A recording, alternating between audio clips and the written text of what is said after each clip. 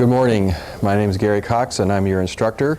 This is the Walkersville Christian Family Schools Academic Clinic, and the course title is God, Gospel, and Government. And this is Class 1, Biblical Foundations of Human Government and Authority. Now, at the beginning of today's class, I would like to go over the handout that I've given you concerning the syllabus for this class. This is your syllabus, along with a special handout for your homework assignments, which you also should have a copy of. And so if you'll go to the next slide, the big picture is this is a 1-credit course. It satisfies the government requisite for our school. It also can satisfy social studies or an elective credit. There's no prerequisite for this, and we will be holding this class here at the Thurmont office. Also, remote students through DVD will be participating. The description of the course is as follows. God, Gospel, and Government is designed to introduce you, the student, to God's government, God's purpose for government to the high school student. God, Gospel, and Government will cover key topics on government in a 7-week period. I'll utilize the classroom lecture. There'll be 21 hours of lecture, homework assignments, which are spelled out very explicitly, and specific work projects that relate to you participating actively in Maryland government. All of these come together will complete 120 QSUs, and you may be able to get additional credit if you properly record your activities and you exceed the minimums required for the course. Next page, the next panel, God, Gospel, and Government. I intend to develop a biblical foundation to government that will help you address issues of authority that affect you in everyday life, in the ordinary world. We're going to accommodate several things here, but the main thing is we're going to have lectures and assignments that we'll be working through. But we'll also be, probably the big thing I want to get your attention on, you will be participating in at least one hearing where you will submit either written or oral testimony to a committee for the purpose of in trying to influence legislation as a citizen of Maryland. Next panel, I do have the course requirements listed here. You're going to be able to earn a whole credit, and this is open to high school students. We'll be granting credit if you attend the lectures, which for those who are attending by DVD, that means the documentation that you've sat and listened to the whole lecture by DVD each occasion. You'll also need to participate in the 2 field trips that we're going to be sponsoring. And those will have a minimum of 5 hours content each. And also your final assignments will be displayed in a portfolio and displayed at the Family Heritage Expo in April, and that date is April 20th. You may make up classes by the use of DVD if you have an excused absence. Next panel, grade determination. Grade will be determined upon the following criteria. Number 1, 1/5 of the grade will come from your class attendance and participation in class and the interaction we have here. And the 4/5 of the grade will come from the timeliness and the quality of all assignments that you submit from a week-to-week basis. We will use the QSU log in order to track your assignments and the completion of your work, and your QSU log must be presented weekly at class and be signed by parents and students from week to week. Next panel, the 10-class lecture schedule. If you'll look at that picture, this is your only copy that I'm giving you. We may need to do 2 tours in Annapolis, and the DC trip is a little bit iffy because it's more important that we actually get some comprehensive experience with respects to what we're doing. And then April 20th is the last mandated attendance where you will submit and have all of your portfolios presented and available at the Family Heritage Expo here in Frederick County at the Frederick Fairgrounds. I do want to make one comment to you. Some of the activity that you'll be doing in Annapolis with researching legislation and writing at least one testimony for a hearing, that activity, I've been having the Walkersville students, just a couple of them over the years, do it from year to year. And for just observation purposes, my oldest son, Daniel, He was my first assistant ever, and when he was in college at the University of Maryland, he was actually granted 23 credits towards his political science degree from the work that he actually did for me in high school, and you will be doing the same kind of work. So it's valuable educational experience. Put your heart into it, make the most of it. Next panel is a little bit of a description of the homework. And basically, what's important here is to understand three primary things. There will be reading assignments, which a reading assignment is not properly done unless you have logged what you have read on the day that you have read it, okay? So when you're sitting down to read your book on any given day, if you sit down and read 3 pages, you enter it into your log. Now, if you know your pattern is such that you're going to be reading little segments throughout one day because maybe you're at the doctor's office or something like that, then what I would suggest is either dividing that little section on your log down so that each time you sit down you make a little separate entry, or carefully keep a record of the whole day and then enter what you read at the end of the day. But part of guaranteeing that you've read is the writing of the fact of what you read, of that you read in the pages in your QSU log from week to week. So that is a requirement to get credit for having read the assignments. There's a little comment here that 1 QSU equals 6 pages read.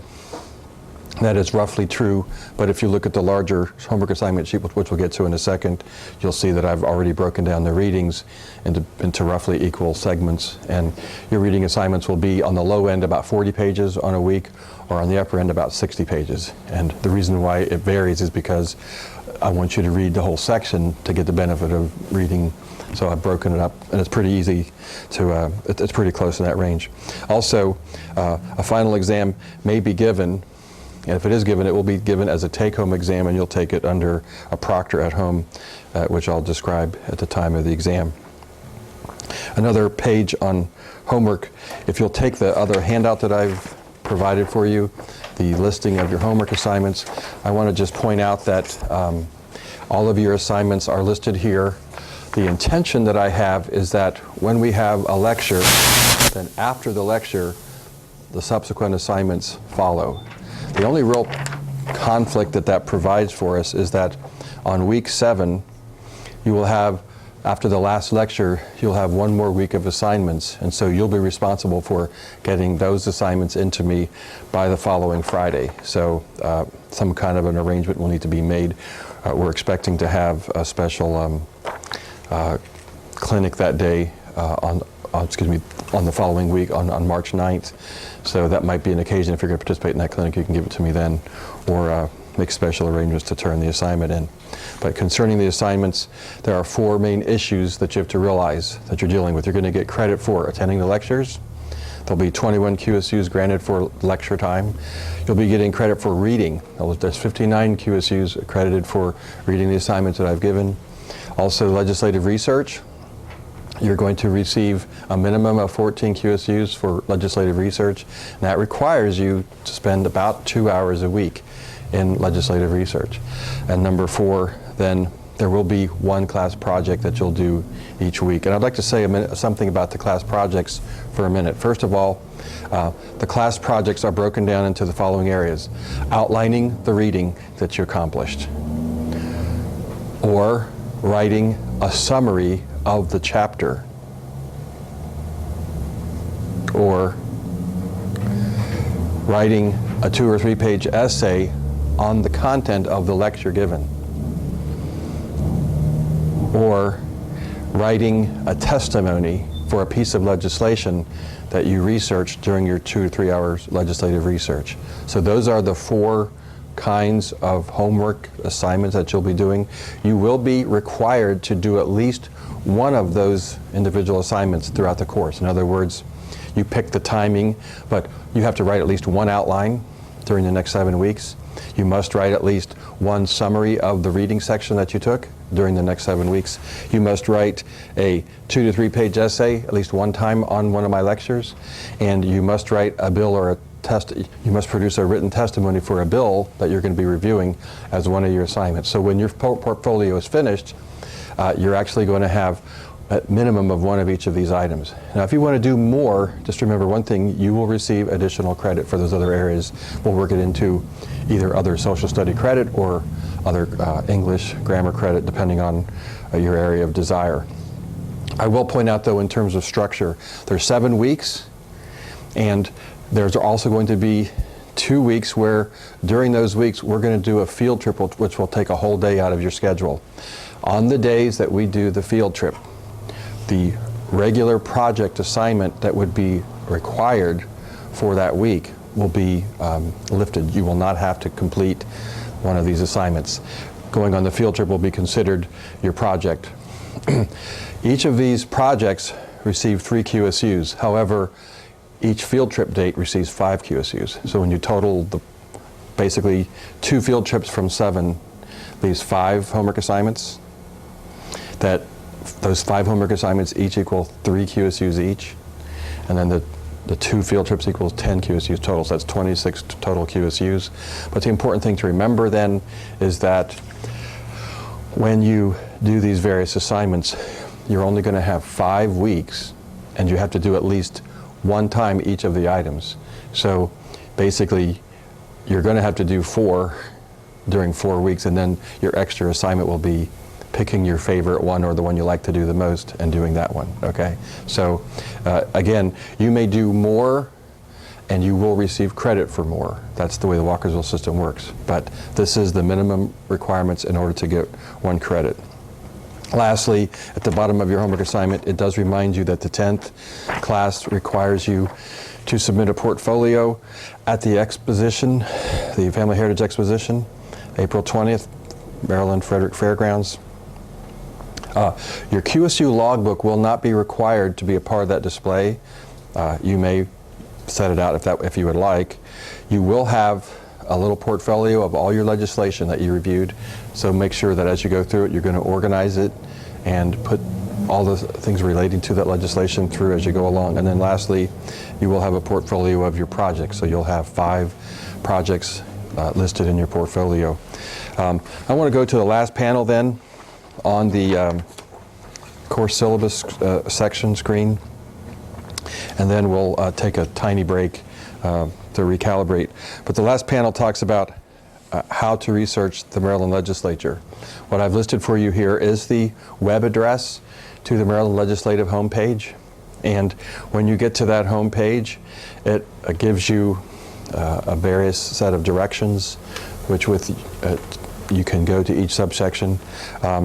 I will have for you a physical handout to just orientate you a little bit to the webpage, and we'll go over that later. But what I would like you to recognize is when you go to the legislature, we're going to limit your research to 2 areas, okay? The idea is for you to limit your research to education and family law areas. You're going to limit it to education and family law areas, but I want to superimpose upon that research pertinent legislation to education and family law. What you might want to consider is when you start looking at legislative issues for education, there's all kinds of legislative issues. What we're looking at is any kind of legislation that affects education on the family level. So the things that would be required of students, laws that would affect homeschooling or school attendance, those kinds of laws, that's what you're going to collect.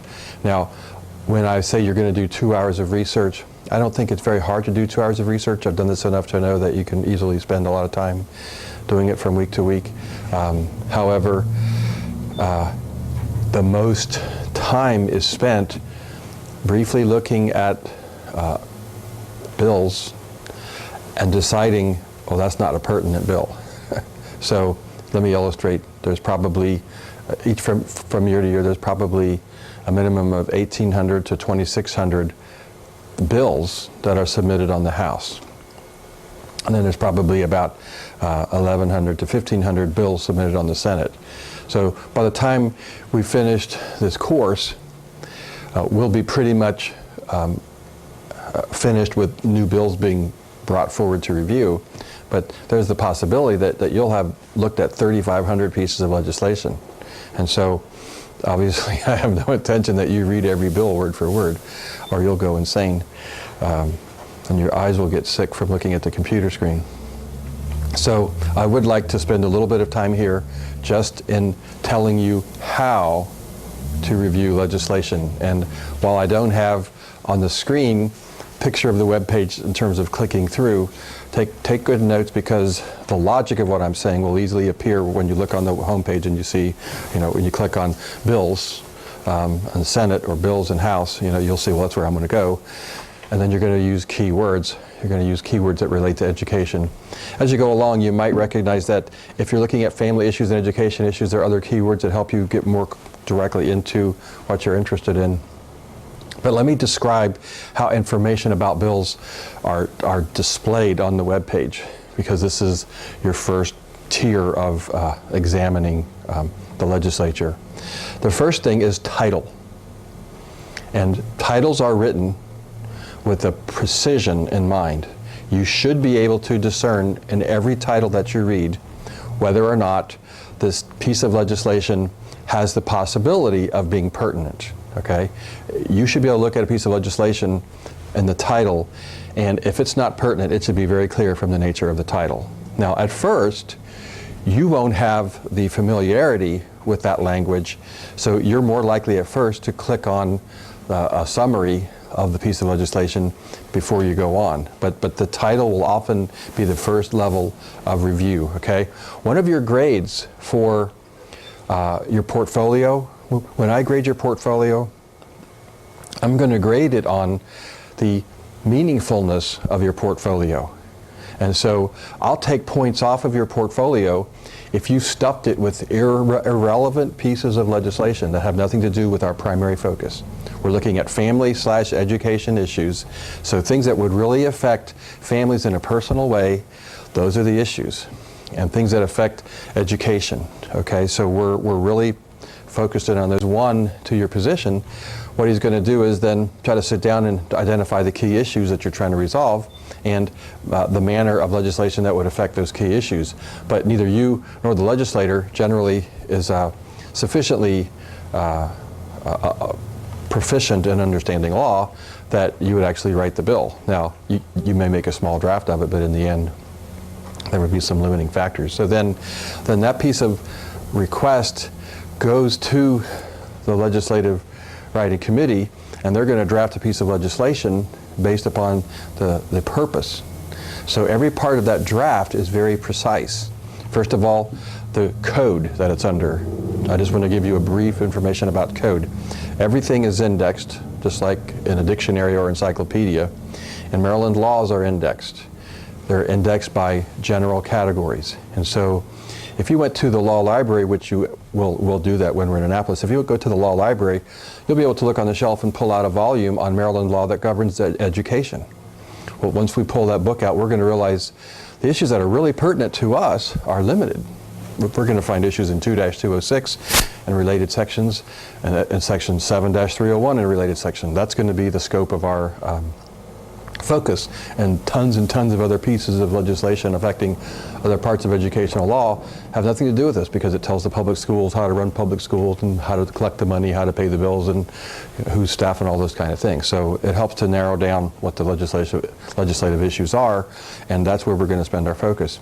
Also, the other area, family law. Family law has many different facets, but we're primarily going to be considering Section 5, issues that relate to child abuse and neglect. We're going to be focusing on issues that relate to family structure, whether it be the nature of divorce laws or how they affect children. So that's what we're going to kind of be focused, and we're going to be really narrow in all of our review, although there's going to be tons and tons of issues available for that. So as you hit that button, review of bills, and you're going to enter the keyword family, you're going to have to be trained to begin recognizing that each title of each bill is written with legal precision to point to the purpose of the law and also the placement of the law. That's what that title represents.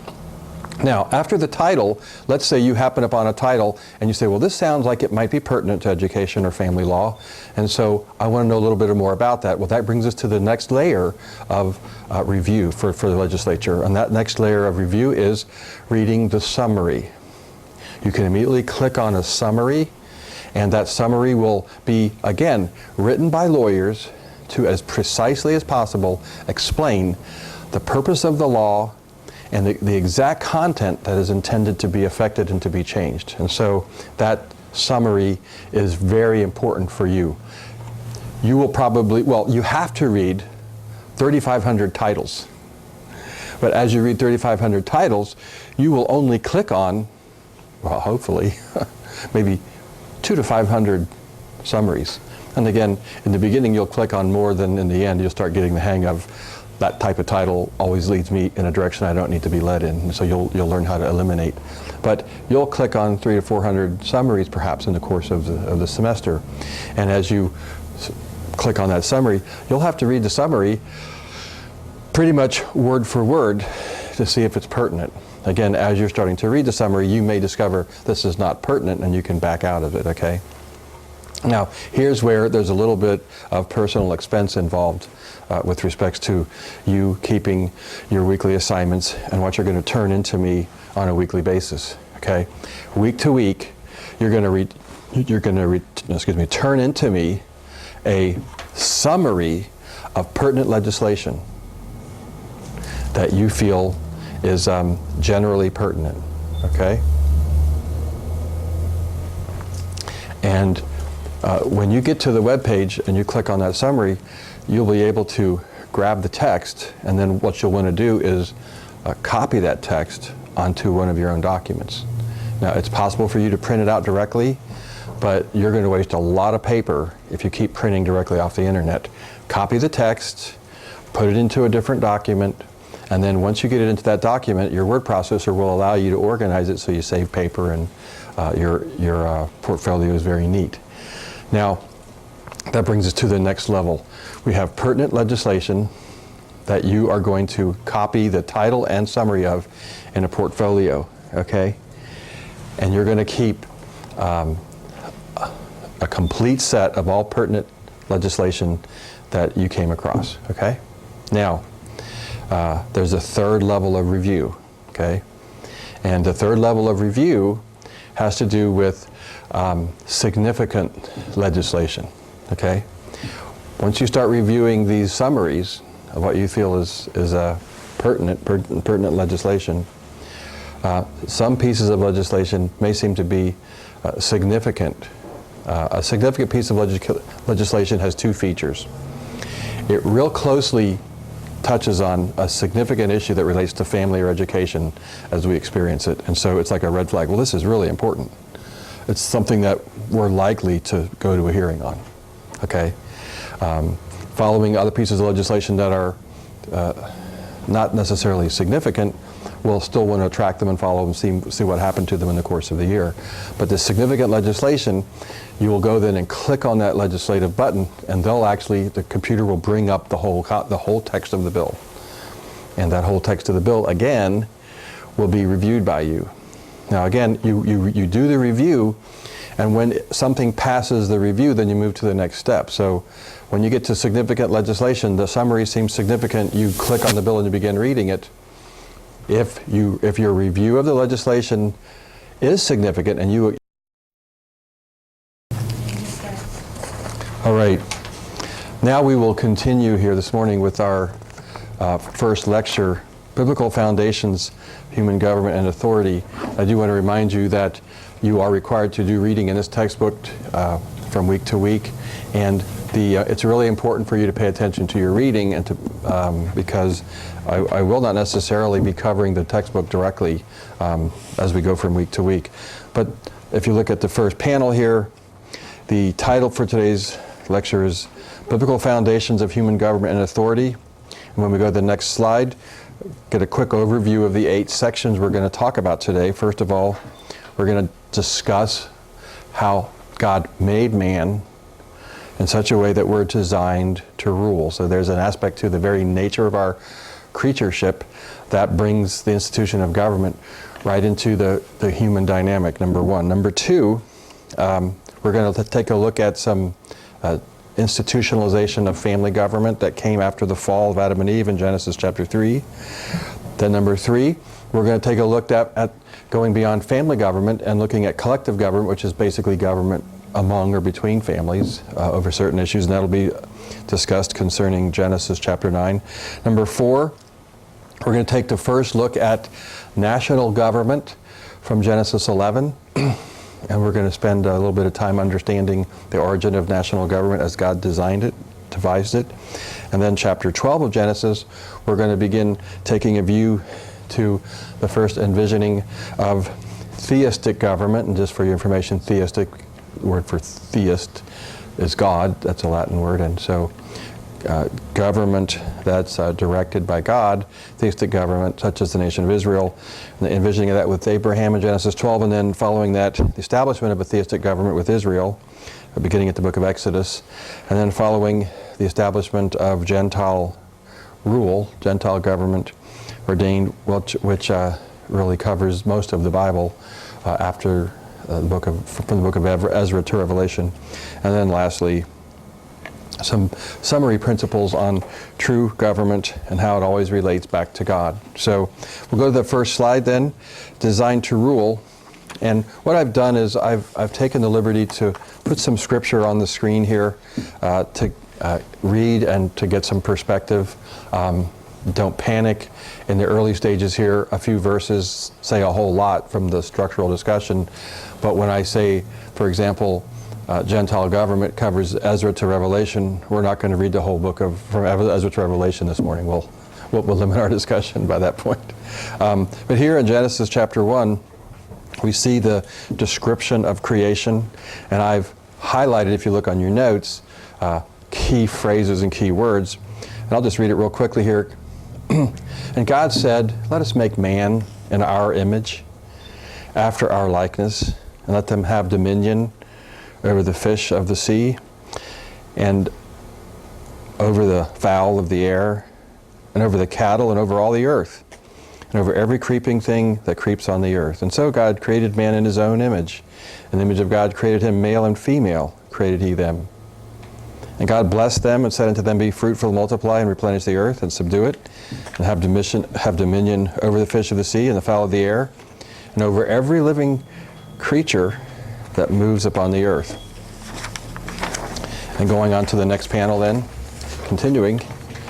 And God said, "Behold, I have given you every herb-bearing seed which is upon the face of the earth, and every tree which is the fruit yielding seed, to you it shall be for meat. And every beast of the earth, and to every fowl of the air, to everything that creeps upon the earth, wherein there is life, I have given you every green herb for meat." And it was so. Now, if we just go back to the previous slide for a second, I just want to touch real briefly on key words, and then we'll go on to the specific notes. But back on the last panel from verse 26, a couple things I just want to point out from the text. Number one here, God is making man in his image. And it's really interesting, the powerful connection between let us make man in our image and after our likeness, and let them have dominion. In a continuous sweep of discussion, the Lord simply says, when we make man in our image, the first thing that he's going to be doing is having dominion. And so there's an aspect to which man was created to rule. This is a significant thing because as we start talking about government, what we're really going to begin to understand is the nature of being human is to be governing and to be under government in terms of its structure and purposes as God has ordained. As we go along in our discussion today, we'll see that government is more difficult and it's more complex today because of sin. And there are issues that government has to deal with because of sin. But one of the stumbling blocks that man often has is he feels like, well, I don't want to be under authority, I want to be in charge. And there's a little aspect that would help for us to recognize the reason why you want to be in charge is because God designed you to be in charge. And so it's not a question of do you always have to be under somebody's thumb, it's a question of discovering how do I use the government that God has given to me? And as we begin to understand the fullness of it, the nature of the family unit and the pursuit of happiness as our Constitution envisions it is all related to the self-government that we need so that we can prosper and fill and multiply and fill the earth. So it's important to see that. Number two, as we go along, down there in verse 27, I've highlighted male and female created he them. And it's just a little passing comment for those of you who were in last semester's class. We got a lot of discussion on this topic. But it's important to understand that government is given to man as he's created in God's image. And the image of God reflected in man is male and female. And so just for the sake of understanding the fatherhood of God, as he is in his entirety, includes the feminine gifts that woman has on the earth, as well as the masculine gifts. And so when you really envision the Father and the nature of who God is, God in his full comprehensive person embodies all of the gifts of masculinity and all of the gifts of femininity that we know on the earth. And so it's in that larger embodiment that we need to recognize that man being called to rule includes all of mankind ruling. And some of the confusion that our culture has had over abuses and other issues concerning women's rights really stem from a misunderstanding in how we apply the nature of governance and rulership. Basically, every man was created to be bearing some form of rulership, and also throughout his life, every human being is going to be under some form of government as well, if he's going to be walking in the order of creation. And then going to the next panel, the verses there, continuing with verse 29, a couple things. I've given you every herb-bearing seed. And then if you skip on down, he mentions here on the face of the earth, and then he goes on down a little bit further, and he says, I think it's in the last panel. Forgive me, got to go back to the last panel. There's a picture here of replenishing the earth in verse 28. I didn't finish that, forgive me. God blessed them and said, be fruitful, multiply, and replenish the earth, and have dominion over it. And it's important to understand that a couple things here. Number one, the dominion that God's given us is over not only living things, but also over the earth itself as it relates to the prosperity, the fruitfulness of those living things. Going on to the next panel, verse 29 then. It's valuable, I know it's a little subtle, but it's valuable to understand that in its simplest understanding, government is geared towards that which is necessary to organize the prosperity of the species as God desires them to be prosperous, to be fruitful, multiply on the earth. So government always points to releasing the creatures to the fullness of their prosperity. Government is never then envisioned by God as a form of bondage so that one person's set of interests or wills are accomplished over another. And then we also see here, it's important to note, I've given every green herb for meat, and it was so. There is a limit. God limits government so that we have a limitation, what we call domain. What we rule over is the domain, and we have to pay attention to what those limits are. And we'll see as we go along a little bit that limit is changed in Genesis 9. But let's just go ahead and have a little bit of discussion in the next panel then. In this concept of man was created so that he is designed to rule. A couple points here. Number one, capital letter A, man is made in God's image and likeness in order to have dominion. Okay, that's the first principle. We were made in God's image and likeness in order to have dominion, in order to rule. So that's a substantive thing. Underneath it, there's three little subpoints to take in. Number one, God is a God of dominion. So right there we have the origin of all authority. It's God. God is a God who is an authority. He is ruling, and he's not only ruling, but he's passed on the right to rule to man through creation.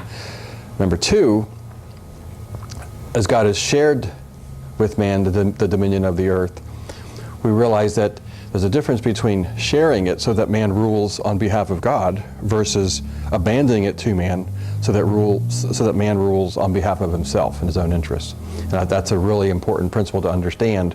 And it's probably, the term injustice is basically to use government for an end other than God intended it. That's what injustice is. And it's really important for us to comprehend that every form of injustice will be made right in the end when God, in his final establishment of perfect government, sets the stage and resolves everything in Christ. But it's important to recognize that principle there of justice, that we share the dominion with God. So it's the purposes of government that God has that were lent, not our own purposes. And then thirdly, it says here, dominion means to bring order to a designated domain. And that's a very important concept. To govern in the context that God gave man, it's so that we are fruitful, so that we multiply, and so that we replenish the earth. And all of that gives a picture of government, is to impose a kind of order upon that which is under our care, under our domain, so that God's purposes are accomplished. What God wants is the prosperity of the creatures that he's ordained. And so government brings that. This might sound a little strange to you and I in a government class, but the first and the foremost practice of government is farming. Because farming is engaging in that primary sense of accomplishment where we're bringing the earth under subjection so that the consequence of that bringing order to the earth is the prosperity of the race, whether it be the feeding of our own animals or our own families, or the preserving of the balance of nature through ecology. And so those things are significant and substantive issues of government, and it's important to take those into view. Now, letter B on this panel, it says, male and female share in the command to take dominion over the specified domain. Of course, I briefly reviewed these when I went through the passage, but that's an important factor to consider. There's 2 points. Number one, by making male and female that composite representation of government, there's a very subtle yet very significant understanding of the objective of government, and that is family prosperity. And I'd like to submit to you today that any form of human government that is disruptive of the family is actually contradicting the purpose of government that God's ordained. And one of the fun things that we're going to be doing is we're going to be reviewing Maryland legislature with that view to family issues. And we're going to be sensitive to the question of, will this legislation cause families to prosper as God intended them to prosper, or will it be inhibitive of the ability of a family to prosper? So it's a significant thing, because never is it ever envisioned by God that government would come in and make families subservient to some government end. A real brief testimony from history here. You may not be aware of this, but during the reign of the Russians and the communist regime, some of the early stages of their communist government, they began to try to find ways of promoting state interests. Communism basically has one view, and that is the end is the government, and the all logic and all meaning stem from and go back to the government. So individual rights, private property, and issues relating to family, they have no benefit or no value at large unless they serve the interest of the state. So in the early stages of communism, the Russians tried to eliminate family. I'm not sure if you're aware of this. They tried to eliminate family, and they created communes, work communes. They tried to control the productivity and also the reproduction of man, like as if we were farm animals to be governed by the government. And one of the amazing things was the tremendous devastation upon the Russian culture by those practices. It was so devastating that they quickly reversed themselves and reestablished the essential family issues. And of course, as time's gone on, the adoption of private property. Just a brief comment. Today, communist China still is the largest nation from people standpoint, and it's a communist government. But one of the mechanisms they've relied on to survive is they've rapidly been adopting private property rights and enterprise for individuals and for families. And so the family unit still, there is no case in history where the family unit is trumped by a superimposed governmental system that has actually survived. So it's tremendously significant for us to recognize that as we begin here. So family prosperity is the focus of all government. Number two, the nature of ruling is sharing of power to benefit those of under it. While mankind was created to rule, there's no such thing in the economy of God's mind that ruling is for a self-serving interest. Now, Jesus was trying to explain this as he brought redemption back to man and was teaching the disciples how to walk differently from the Gentiles. And he gave a picture of Gentile rulership, which is true even to this day of Gentile governments, but it was that the Gentile government tend to have an end in it. The objective is, if I can be king, then I am better than everybody else, and everything is a resource for me. And when you look at the politics of the last 50 years, corrupt regimes are what? Regimes that take the welfare of the people and set that aside, and there's the personal allurement, the personal benefit that the rulers gain for themselves, so that they basically, setting up of a pompous king and the reaping of all that benefit for himself is the objective of Gentile government. That's always been the case, and it still is the case today. But that's not the purpose of government as God designed it, and it's not the nature of government as it is able to thrive.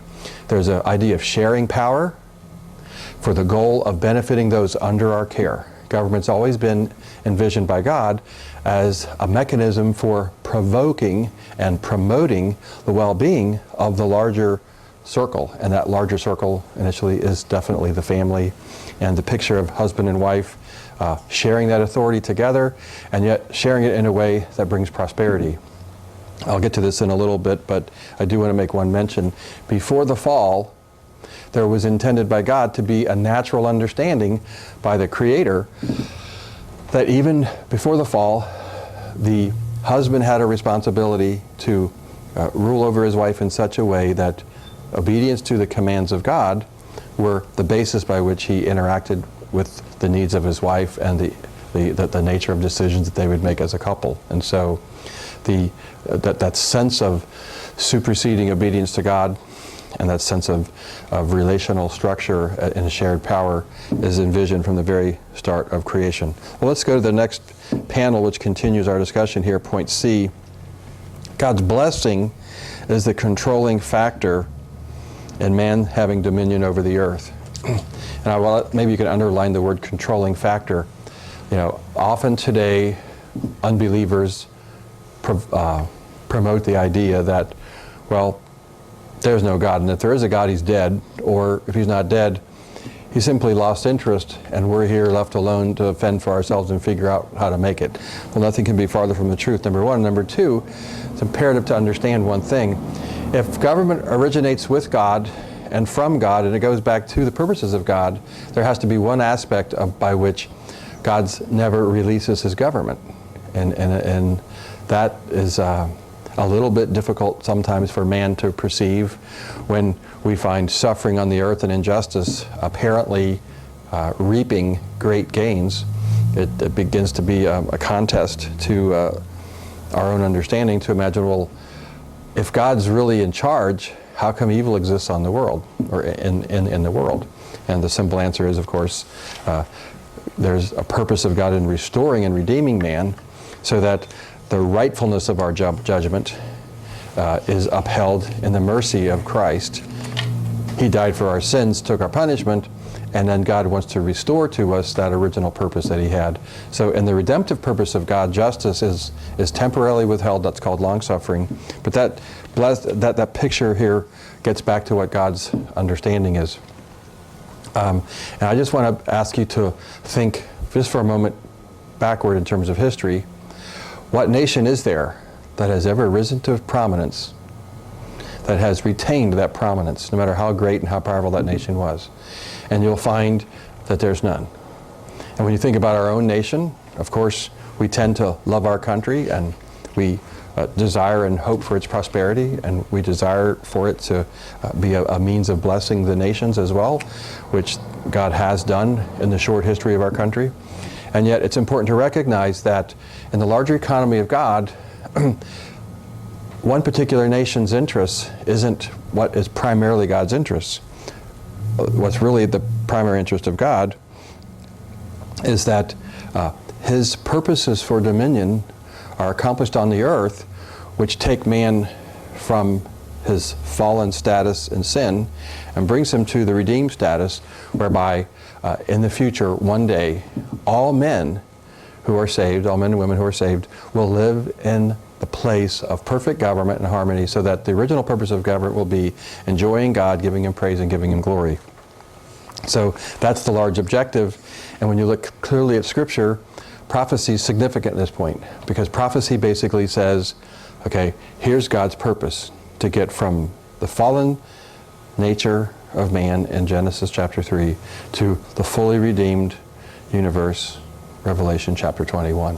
And that whole process of human government and all the levels of experience that we've known occur in between stages. But it's important to recognize one thing then. No matter how powerful a government seems to be, it's powerless before God. And all God has to do for any government is to withhold His blessing, His blessing, and that government becomes corrupted and loses its strength and loses its place. Probably the most profound teaching anywhere in all of Scripture is in the book of Daniel. We'll briefly allude to that today, later on. But in that big picture of the book of Daniel, the significant thing that stands out is that there's a prophecy of sequential kingdoms. And it's embellished in that chapter where, I think it's around chapter 3, where King Nebuchadnezzar sees a vision of a statue, and has a head of gold and a chest of silver, loins of brass, and then legs and feet, legs of iron, and then feet with partly clay and partly iron mixed. And as that prophetic vision unfolds in the book of Daniel, what you find is in a rock that's cut, a stone is cut out of a mountainside without hands, and it smashes the feet of the statue, and the whole statue is destroyed, and then that rock fills up the whole earth, and upon that filling up, there's the throne of Jesus Christ established. And so you have this brief picture of history wrapped up in that paradigm, and what you find is there's some specific prophetic reference to the Gentile nations in that, and the from Nebuchadnezzar all the way till that kingdom of Antichrist, which is destroyed by Christ's return. All of those governments are governments in the process of God bringing man back to redemption. So when a government is present, it's to serve the purposes of God. And what's really, really important to understand, and we'll get to this again later when we look at a passage from Daniel, but what's really important to understand is here this principle of the blessing of God is the controlling factor in man's having dominion of the earth. When God ceases to bless a nation, the nation perishes. No man can hold on to power, and it just takes like that. One interesting history that you might want to study is just the demise of nations. Probably the most significant work written on that is The Rise and the Fall of the Roman Empire. The Roman Empire happened to be one of the longest continuous nations, dominating nations in the history of the world. And of course, the Roman Empire was in place when Christ came. But the amazing corruption and the Roman Empire falling into disuse and ruin and becoming really a very weak state and being overrun is a marvelous and amazing story. And many times today in the American economy, there's a constant sense of review. What did the Romans do that caused them to come up to defeat? And in the end, the answer is found in one thing. They lost the blessing of God because of the purpose of God. And let me just mark one thing. When you're dealing with human government, you're always recognizing that sin is ever present.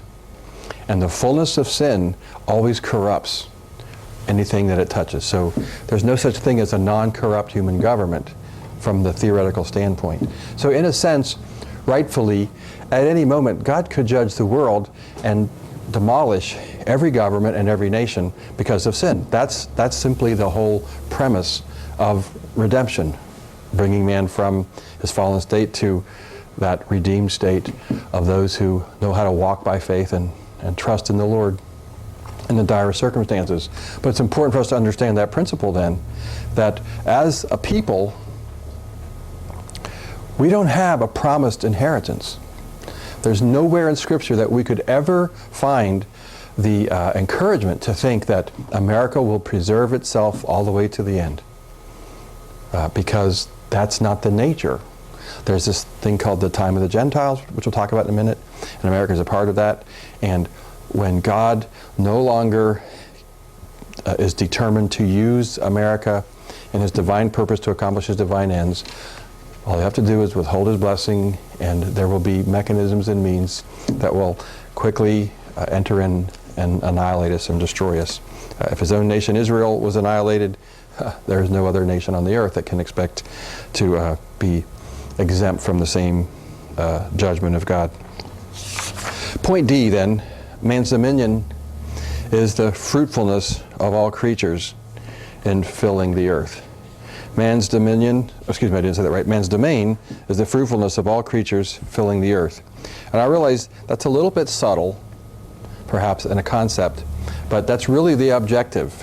When God said, let's let man have dominion over the earth, over the fowls and the fish and every living creature, what he's really speaking of is the fact that the command to be fruitful and to multiply and fill the earth is a command that requires some form of government. That government was given to man. It was given to man primarily in the institution of a family, and the primary initial heads of government are mother and father in the family unit. And that's the objective, that's the intention of God. So while it's sufficient, a couple things stand out here, three things. Number one, therefore the objective of government is that the earth is filled and that it thrives, that it is prosperous. It's fruitful, it multiplies, it replenishes the earth, this whole sense of prosperity and fullness. That's the objective of government. So anything that is antagonistic to that objective is also antagonistic to the purpose of government as God designed it. Number two, the subjection of the earth includes subjecting the earth to that end of replenishing it. And so what you might say is this: while man was given authority over the earth, he was given authority over the earth for its preservation and prosperity, not for some aimless purpose of man, such as the intent to destroy or have some form of destruction. Now, it's interesting in American politics today, we have some real extreme views on ecology. And the extreme views of ecology are, there's an element of truth in it. The primary element of truth that ecologists are concerned with, that is appropriate as God-ordained government, that primary thread of truth is, it is the purpose of government as God ordained it to preserve the earth so that it might prosper and that all living creatures might thrive on the earth. There's an element to which it's the intention of God that no animal or plant would be extinct. That's God's intention. It's not his plan for man to rule in such a way that things die and are extinct. So there's that governance there. And a lot of ecology, especially originally, deals with that issue. How do we go about preserving our environment, protecting our environment so things thrive? Simple illustration, practical application in Maryland. My family has been involved in hunting somewhat over the years, but as I've watched the government's regulations on hunting come forth, it has entirely come forth with one view of preserving the larger ecosystem. And when you have, as we do in Maryland, an increasing deer population, and you look at the cause of it, the balancing effect of maintaining a proper deer population is a predator. And there are no real significant predators any longer of deer, and so man has to have some mechanism of harvesting the deer population to maintain a more minimal population. And the problem with a large population is if a population overruns its borders, it actually threatens to cause the whole population to perish because it's like the saturation annihilates the whole environment, and the food chain's gone, and all of a sudden, if all the food chain is gone, all of the organisms relying on that food chain perish. So it's kind of like significant that we have little rules like in laws in Maryland, like hunting laws, that point back to God's original purpose in human government. And then thirdly, preserving the family as a primary unit of government is clearly established as the goal of all government. And what I'm picturing here is that the family is a unit of government. That really implies that families have some necessary autonomy in order to thrive. And I'm just going to make a quick illustration. First of all, it envisions more of an agrarian kind of economy because at the initial stage of creation, really up to the last 100 years, 150 years, basically the world has thrived on an agrarian economy. And the industrial age has changed that significantly. But God's original intent and the whole body of history still point to that aspect of individuals raising their own food. And there's that picture of authority, because we're talking about decision making. And when a man and his wife are trying to feed the family, that's the core basic unit of government at work, making decisions so that multiplication that's occurring is done in a fashion that is replenishing the earth, so that there's a flourishing, that there's a positive element to it. And I'll just mention real briefly a little nugget from American history. The first colony to survive on American soil and thrive was the colony of Plymouth. It was the first social order on the New World that included families. But one of the things that they discovered in the first 3 years of the colony, they coming over recognized the communal need of the body of Christ, of the church, to work together towards a common end. And they drew up the Mayflower Compact as the first self-imposed government in the history of man, as people who were basically free from government per se banded together and agreed to a common pursuit of self-interest and prosperity. However, there was a couple flaws in that original document and in the expectation. And in the first 2 years of the colony, 100% of all of the agriculture and farming, while the family unit was retained in households, the work was done for the communal benefit. And the amount of food that was produced was, at first they thought it was sufficient and they thought it was significant. They even had a big feast celebrating it. Other issues came up and surprised it. But by the third year, they were recognizing that they were on the verge of complete perishing. And the governor, I guess it was Governor Bradford, got together and discussed the issue, and they recognized that pursuing the communal end was partly important in the scheme of human government, but to totally rob the family from the independent pursuit of prosperity was to threaten the very existence not only of the family, but of the entire government as well. And so by the third year, they gave an edict that, number one, the communal enterprise would continue with each family making contribution as required. However, beyond that, every individual family was granted land of their own with the free governance of that to pursue enterprise of their own ingenuity, of their own intuitive motive. And that year saw the prosperity of the colony so quadruple, so significantly turn around, that the whole success of the Plymouth colony hung on that one edict of returning to the family unit the primary motive of survival and feeding itself. And anytime a government invades in that turf and ignores the family unit, it has at its own expense touched the nerve that could be the cause of demise for that nation and people itself. And when we start looking at legislation that's going to be going on in Maryland this year, keep these subtle things in mind, because when I say legislation directly impacting the family, it might be more subtle than you think. And I realize that I've restricted you to education law and to family law just to limit your wild searching. But if you use keywords such as family you may come across some pertinent legislation that relates to some other areas of the law as well.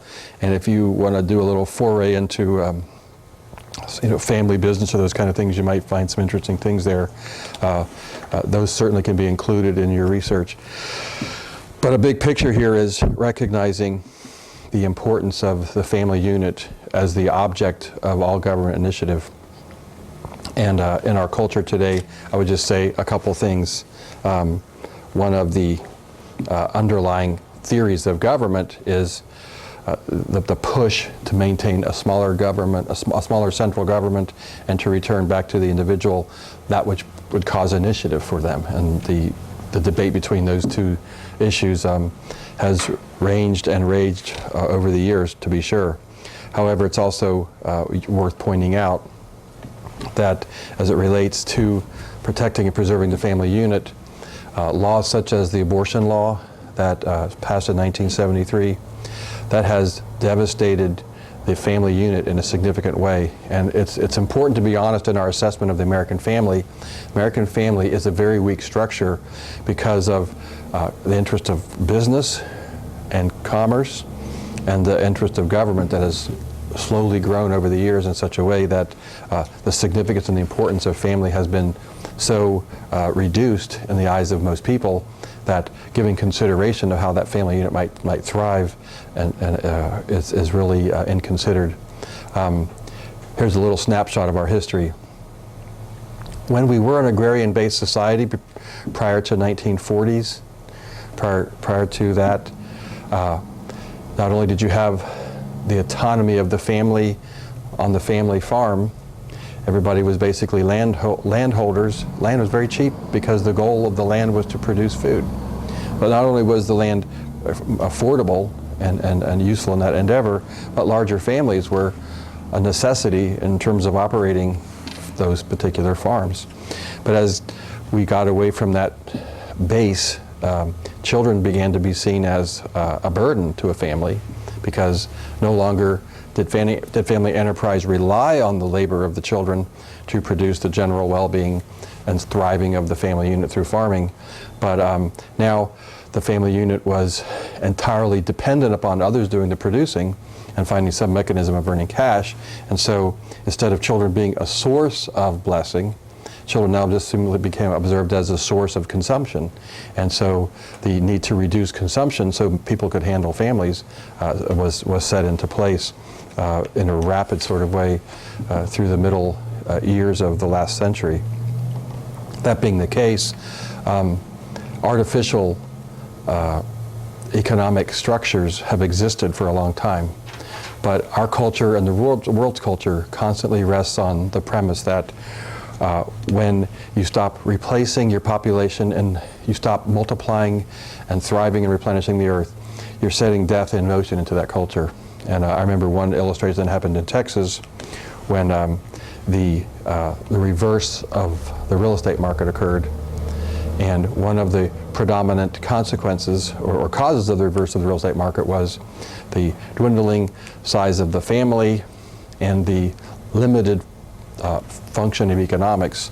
There were areas where simply one street would have like 30 houses on it, and of the 30 houses, 26 of the houses were empty because there was no economy and purpose to carry on, and property values went from being high to low overnight, so that the economy was turned upside down. So government has avoided its responsibility by artificial manipulation, but this principle of the basis of the family as a primary unit of government cannot be shaken, and it will affect the outturn of governments and the strength of governments in days and years to come. All right, going on to the next panel. We'll just take a look here at the time. Plenty of time. Family government was ordained in Genesis 3, and the little section here of Genesis 3, 15 to 17 brings us to that picture. And we're on our second point here, but the ordination of family government. Maybe what I would like to say in terms of that ordination, what we're talking about is at creation, the ruling of male and female was instituted. But at the fall of man, there was the ordination of the governmental structure. So what we find here, verses 14 through 17, the scripture says that, first of all, the Lord God speaking to the serpent, who was Satan, "I will put enmity between thee and the woman, and between thy seed and her seed, and it shall bruise thy head, and thou shalt bruise his heel." And continuing unto the woman, he said, "I will greatly multiply thy sorrow and thy conception. In sorrow thou shalt bring forth children, and thy desire shall be to thy husband, and he shall rule over thee." And we'll talk about these a little bit more in detail in a minute, but look at the highlights that I've made real briefly. First of all, I'll put enmity. Because of sin, one of the major factors of government is the constant premise of an adversarial relationship between Satan's ends of disrupting government and God's purpose in establishing government. And so the enmity that exists from the fall on is a continual part of government. And if you do anything such as just watch real popular movies or TV shows of prior years, what is always the theme that has everybody riveted? The conflict between good and evil. And while there's a distortion of what that is often, still that's at the very premise of government, the battle between good and evil. Then we see here not only is there an enmity, but there's a special enmity between thee and the woman. And again, this is a very subtle principle, but when man fell, there was a special enmity put between Satan and the woman. And so in that enmity, we find a significant part of how human government, especially in the family, has some effect and works out. And then thirdly, we find a bigger picture between thy seed and her seed. And this is important to understand. Here we are, Genesis chapter 3, and we have the first substantive prophecy of the big picture of the battle between Satan and God. And this large battle centers around two factors. There's the weak factor of Satan and his inroads into human history and human government. Thou shalt bruise his heel. But then there's the larger overriding reality that Satan will not reign. He will never succeed. The reigning and ruling of God with his own Son on the throne forever is as sure as you and I standing here. And that picture embodied in he shall bruise your heel. So we find that Satan's role in human government is an adversarial role, and we can expect in history the constant adversarial nature of government between evil and good, and that adversarial role plagues government and has really changed the whole dimension. When you look at government from the simple perspective of Genesis chapter 1, government is bringing order to the system that we have government over for the purpose of prosperity. That's a pretty simple objective. But now we have another objective where there's an adversarial enemy whose goal is to disrupt government, to pervert the purpose of government, and to shift it from a purpose that God has ordained to a purpose of evil that Satan himself desires to have. That's why, for example, in Isaiah it says things like this: "Woe be to that nation that calls evil good and good evil." And when you look at our society today, that's where we are, isn't it? The great plague between good and evil and our own culture wars with respect to the laws that we're fighting for. Homosexual marriage, you can't even envision the logic of that. It's not possible, but it's a culture war because of this tremendous battle between good and evil. The whole nature of abortion and the perverting of some form of truth and twisting it and projecting it above others so that God's purposes is shifted to satanic purposes. And that's the battle of government throughout ages. And then we find here also in verse 16, multiplying of sorrow and conception. This is important from a governmental standpoint. The burden of governance is increased because if the goal of government is prosperity, the capacity for prosperity is threatened when, if I have to produce a meal out of my garden and I produce a meal at a lavish garden for a minor audience, I've got no problem. But when I find the number of mouths around my table increasing and the nature of my garden producing for that diminishing, I have this contest. And so we find the nature of the government. It's like what God did is He sharpened the focus of his primary purpose of government to promote prosperity. So not only are there more mouths to feed, but you also need more hands in the garden. How many know what the name of Noah means? If you read it a little later here in Genesis, they named Noah Noah because God has given us help in our difficult labors. And he saw that, you know, so with the increase of mouths is also the increase of labor, but that's the nature. And then also we find here the increase of thy sorrow and conception, the desire shall be to thy husband. That's a second aspect of governance that's significant to the family unit in its primary sense, but it also affects all of culture. And that kind of factors into the prior one. If the woman has a greater sensitivity and this enmity with Satan, her desire to her husband gives her a greater sensitivity to the well-being of her family as it relates back to that. So the sense of danger to the family's well-being has been significantly heightened as part of the governance that God gave the family unit. And so the feminine role is a significant role in bringing up the warning of danger. And at the last part there, and he shall rule over thee, gives you the structure of order. Yet in the family government, in human government, there's a clear establishment of the headship of the husband over the wife for the preserving of the family unit. So you find the woman is going to bring a greater amount of benefit to giving warning and to recognizing evil versus good. She's going to be more instinctively inclined that way because God ordained it. But then she doesn't have that authority to carry it out. She has that supportive role of being under the rulership of her husband, and so she needs to be working that out. And that's the nature of human government, having that contest. And then the next slide continues the passage with verse 17, and God speaking to Adam, he says, because you've hearkened to the voice of thy wife, and you've eaten of the tree which I've commanded you, you shall not eat. Cursed is the ground for thy sake. Sorrow thou shalt eat it, thorns and thistles shall it bring. Thou shalt eat the herb of the field, and the sweat of thy face you shall eat your bread. So there's the picture there of government to man and Adam's role. And basically, notice the substantive thing, because you gave heed to the voice of your wife. Picture, it was wrong for Adam to yield to his wife because his primary duty as a ruler was to obey the commands of God.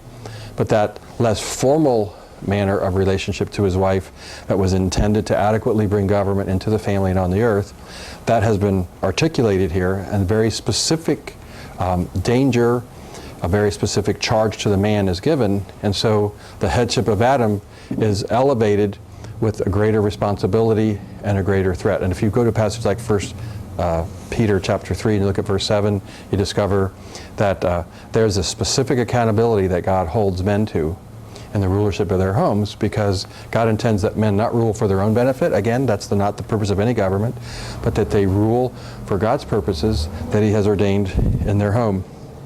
Now, going on, I hope you're taking notes on the side as we go along here, because I know I'm speaking kind of rapidly. But one more point here in the passage, just draw quick attention to it, and that is the nature of the curse that God put on the ground. The word sorrow there is better translated labor in both verses, and it really involves the increase of labor. So what we find is, because of sin, the work that government has to do is far more significant, and that's meant partly to preserve man from the evil that comes along with idleness in the days of his life. So that tremendous struggle of the hard labor, thorns and thistles, and the sweat of thy brow, intense labor to accomplish what before was easy is now difficult. And I just want to make one passing comment too. This isn't the last time the earth is cursed for Adam's sake. We find the earth cursed further after the flood, and we'll get to that in a minute. So let's look then at a couple quick points concerning God's ordination of family government from Genesis 3:15 and 17. That little phrase, I will put enmity. 4 quick points. Number 1, sin brought enmity into the domain of man, and so that enmity continues to this day. Number 2, since the fall, government is threatened by evil designed by Satan to pervert true authority. Okay, that's a significant point. There is the threat. in government, toward evil, constantly present. And so it's important that we recognize, I guess you could say corruption is the accomplishment of evil in a government, because it takes away the heavenly purpose and it substitutes the demonic purpose. That's what corruption is. But every government official, every form of government is susceptible to corruption. You cannot establish a form of government that is immune from the potential of corruption. And so a couple things stand out. Number one, the picture of corruption is usually found simply in the lines of accountability. When there's no accountability, then someone tends to take the satanic approach, using legitimate government instead of for a heavenly purpose, for a self-centered end. And that's the danger. And then later we'll actually get to see an example of how God himself began the institution of competing forms of government to help restrict corruption, which we'll see that the three levels of government that we have. Three here. The woman has a heightened sense of enmity with Satan and a greater capacity for deception. And so that's a significant contributing aspect, a significant contributing element to the nature of government. It clearly marks the nature of the woman's ministry in the role of ruling and in the role of government, especially as it relates to the home. And then ultimately, number 4, earthly government is a contest between Satan until Satan is destroyed, between Satan and God until Satan is destroyed. So it's impossible here at Genesis 3 to forget that the prophetic elements of government rise to the highest level of importance and significance, because what we're talking about in the fall of man is the loss of the pure purpose of God's government on the earth. What we're discovering through redemption, fully in Revelation 27 to 21 and following, is the full restoration of God's purpose and glory and the removal of Satan entirely from the corrupting influence on the earth. A couple points concerning the woman. Point B, number 1, God greatly multiplied her labor and conception.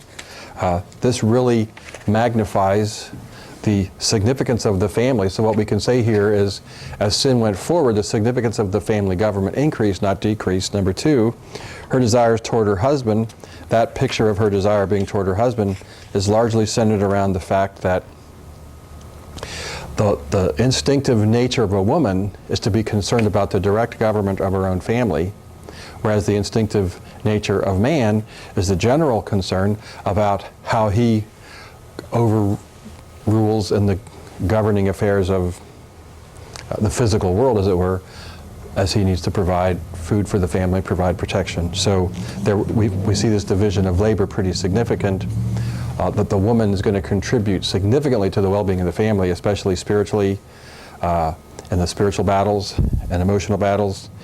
She's going to help keep that heavenly view in the middle of an earthly strife, and the man's going to be tempted constantly to be consumed with his need to provide food for the family.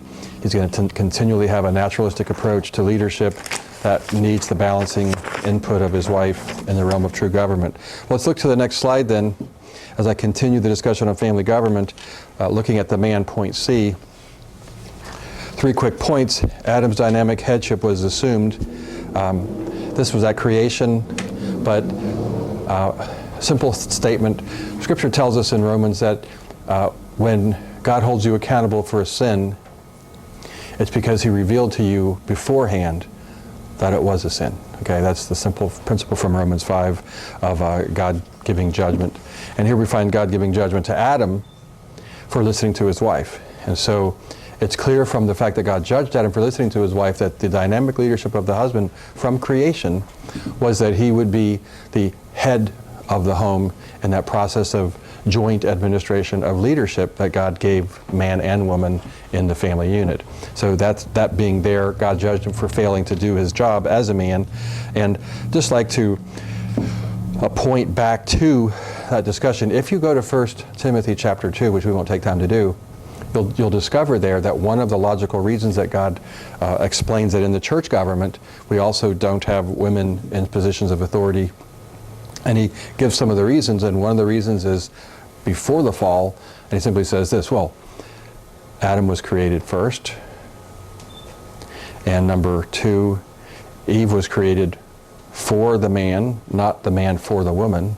And so the order of creation indicates that there's a dynamic relationship between man and woman from creation, which has the headship of the husband taking the natural overriding leadership as the wife brings her spiritual benefit and influence. And then number two, the purpose of authority is obedience to God. When Adam was judged, it was because failing to lead his home resulted in failing to obey God. And it's important to understand that the sin of disobedience in the home of Adam was caused, the sin of disobedience in Adam's home was caused by his failure to recognize his dynamic leadership, but there was a direct responsibility. And this is an important principle. There's nothing called obedience that's truly obedience unless it's back to God. And always obeying God is the litmus test of whether I'm really following true authority. And we'll talk about that a little bit more in the last section, in section 8. And then number 3, being increased in futility in his labor. We find the futility of a man's labor heightened to preserve spiritual purposes in human government. And there's 3 quick things here I want to point out. Number 1, futility increased because there's more mouths to feed. Less ability to provide food, B. And 3, number C, a sense of futility and the enormity of working to eat. How many times have I actually heard in my day people say, what's the purpose of life? You work hard so that you can produce some money to eat, so that you have the strength to work hard so that you can produce money to eat. And there's that sense of futility. And introducing futility into the ordered affairs of man is a significant spiritual principle, and I'll just tell you to see Romans 8. You want to mark that in your little note margin. In Romans 8, the scripture clearly says that God submitted the world to frustration, not willingly, but by reason of him who also subjected it to hope. And the big picture is this. If man simply succeeds in feeding his family, he's going to be tempted to call that success and enjoy that success. But the bigger picture of government is to return man through redemption back to the purposes of God, and to have true government be the thriving part of his life. And therefore, through futility, collective government established, which takes us to Genesis 9. And what I would like to do here is just read the passage with a tiny bit of emphasis, and then we'll draw some conclusions from the passage.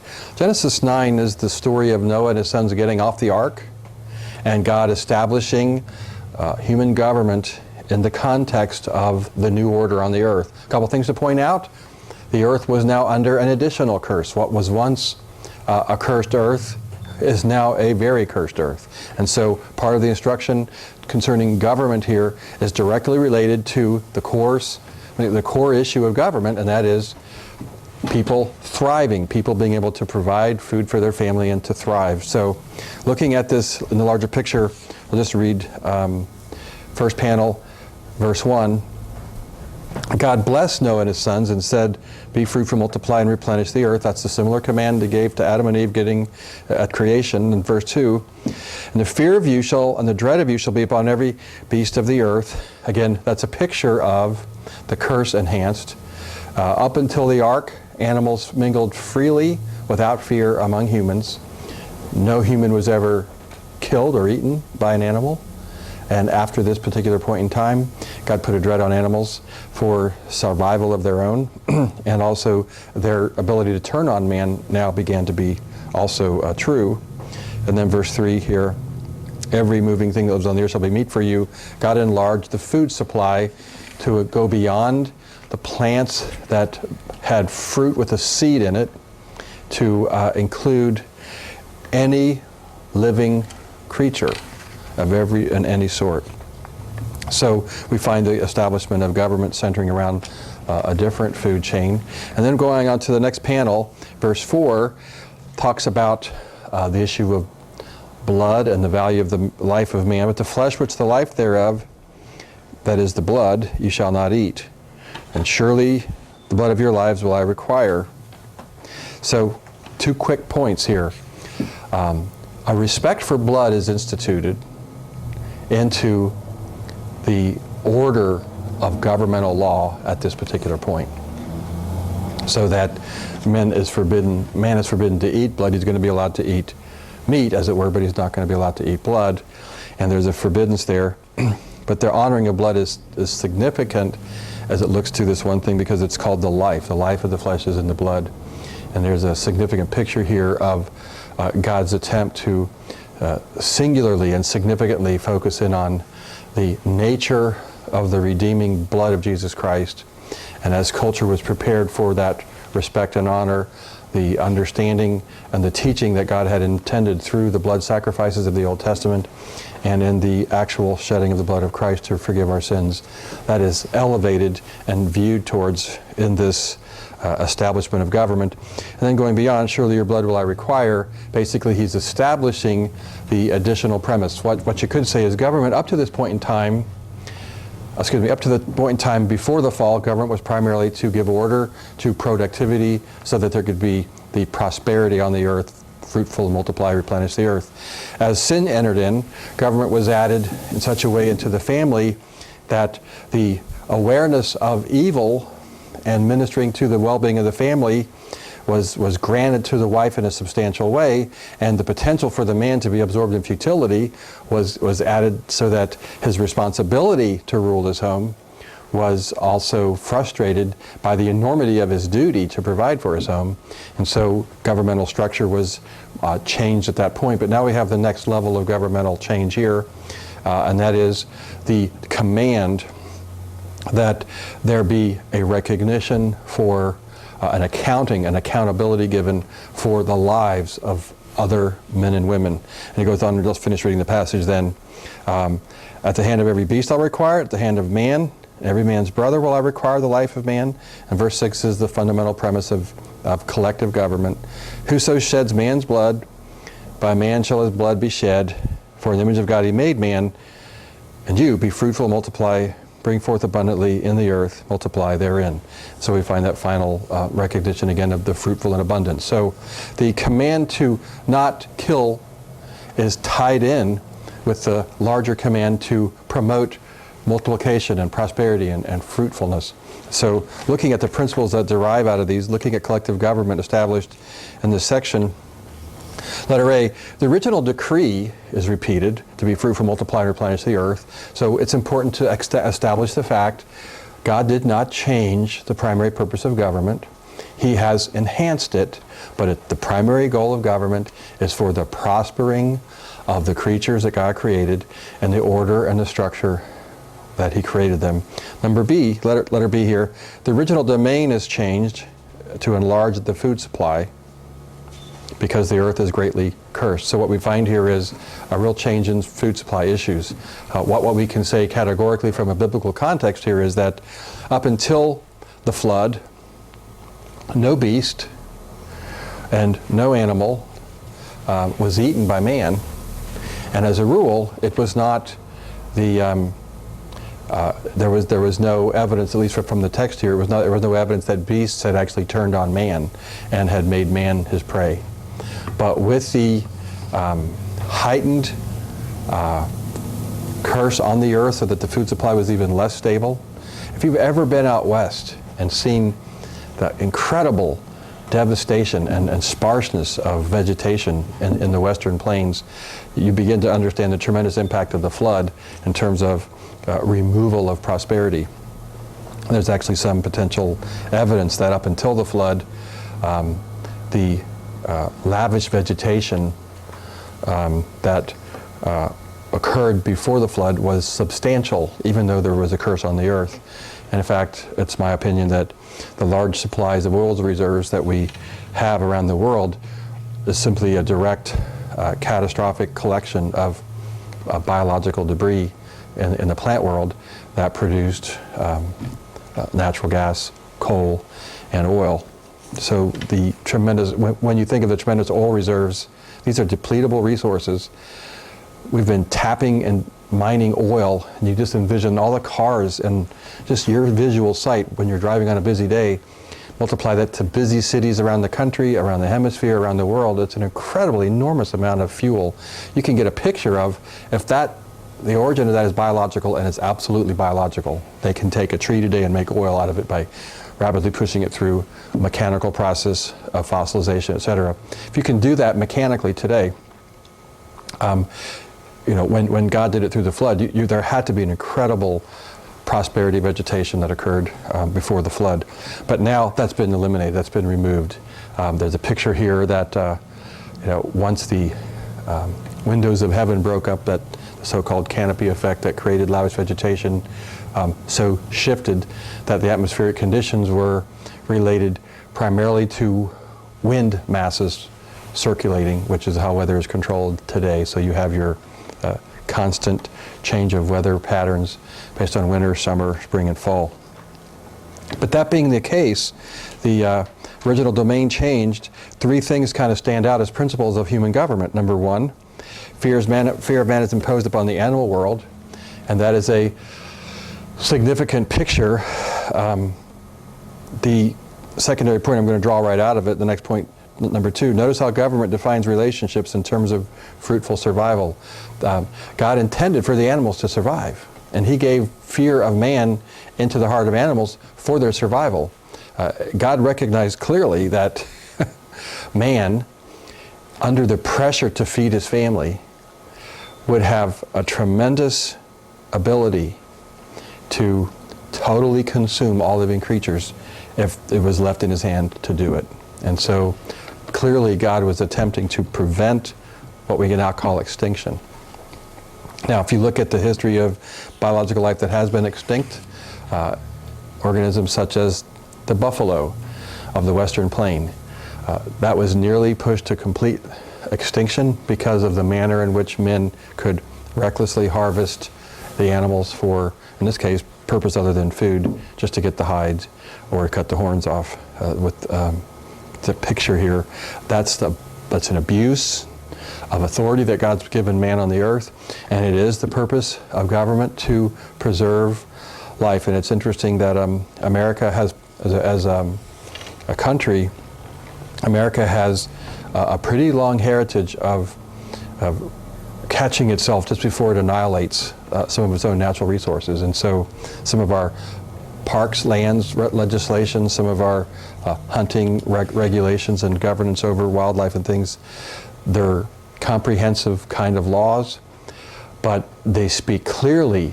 in answer to God's original purpose of government, to preserve life, because we're really preserving the ability of not only mankind but all living things to survive. But that was God's intention. And then number three here under this principle of the enlarged domain to include meat in the food supply is that, well, actually I've already said that in the second one, God desires animals to survive extinction. So backing up to the one on government defines relationships in terms of fruitful survival. The picture here is that the correlation of government is to promote survival, is to promote prosperity, and then the inference is that God wants to prevent extinction. We're looking at the next panel then. The next panel, continuing the discussion, point C, blood is restricted from the diet, which is a new command. I mentioned that briefly in passing, and it's simply important to notice because it has such powerful implication toward the picture of prophecy as God has ordained it. And it's important to also recognize that in terms of commands, this is a command well before the children of Israel were given the Ten Commandments or any of those things. And so when you flip to the New Testament, the book of Acts, and you find the establishment of Old Testament laws affected the New Testament Christian, interesting to note that one of the commands still given to the New Testament church was to avoid eating blood, to not eat things strangled, because when you're eating something strangled, the blood is trapped in the meat, and you end up with eating blood. When you go to America's everyday butcher shops, the first step of butchering after putting an animal to death is draining all the blood out of it. That's a normal procedure worldwide. And point D, the shedding of man's blood is governed, and this is where we have some significant new turns in terms of human government. First of all, point one, the animal kingdom is to be restrained. There's two implications here. Number one, apparently before the flood, animals had no inclination at all to kill a man. But when God added the fear of man, one thing that happens with fear, when you're motivated by fear, then when you're cornered, you're likely to protect yourself, which would mean some kind of an offensive attack against the person that's threatening you. So just the mere adding fear to the animal kingdom brought about the potential occurrence of an animal taking a man's life. But the picture here is, it is a command of God to preserve human life above every other form of life. And that's an important thing. Put that into your political chopper and think about it as you listen to radio talk shows and extreme eco freaks, pondering a world in where man is eliminated so the rest of the creation can survive. The number one focus of order is preserving man's life above every other motivation. So that's really the essence of modern government. That's the boilerplate foundation, to preserve human life. So even the animal kingdom's to be restrained. In the Old Testament, it gives you a little picture. If you own a bull and it gores someone, what does the commandment say? Well, it says that you put the bull to death. If the man dies, you put the bull to death. But it just gored someone and he's bled, then you have an obligation to put him to death. Well, if that bull gores twice, what happens the second time? Not just the bull gets put to death, but the man who owned the bull, he's also to be put to death. So what we see here is this significance of primary focus of government is preserving life, preserving the shedding of blood. Third thing here, collective government is ordained for preserving human life. The command for men collectively to take the life of a man singularly who sheds another man's blood, this is your formal introduction of what I call collective government. It is the responsibility of the collective community to carry out. And here's where today you hear some really freaky things if you listen to the news at all in some of these conversations about government laws and what have you. And there's people who say, well, if you're really pro-life, then you should be opposed to the death penalty. Well, it shows you how far removed from the simplest understanding of basic government that our culture has grown, because the point of this whole premise here is this: if you have as the established foundational principle that you must preserve life, if that is the fundamental premise, that you honor life, that you preserve life, then when you look at the consequence, what happens when somebody takes the life, you have to look at that consequence to realize it's the consequence for the crime that causes the significance of the crime to be made known. So if I take somebody's life and the consequence is that I'm going to lose my life, that establishes the significance and the importance of that original life in the first place. So the death penalty does not violate the thou shalt not kill commandment. But here's the important thing.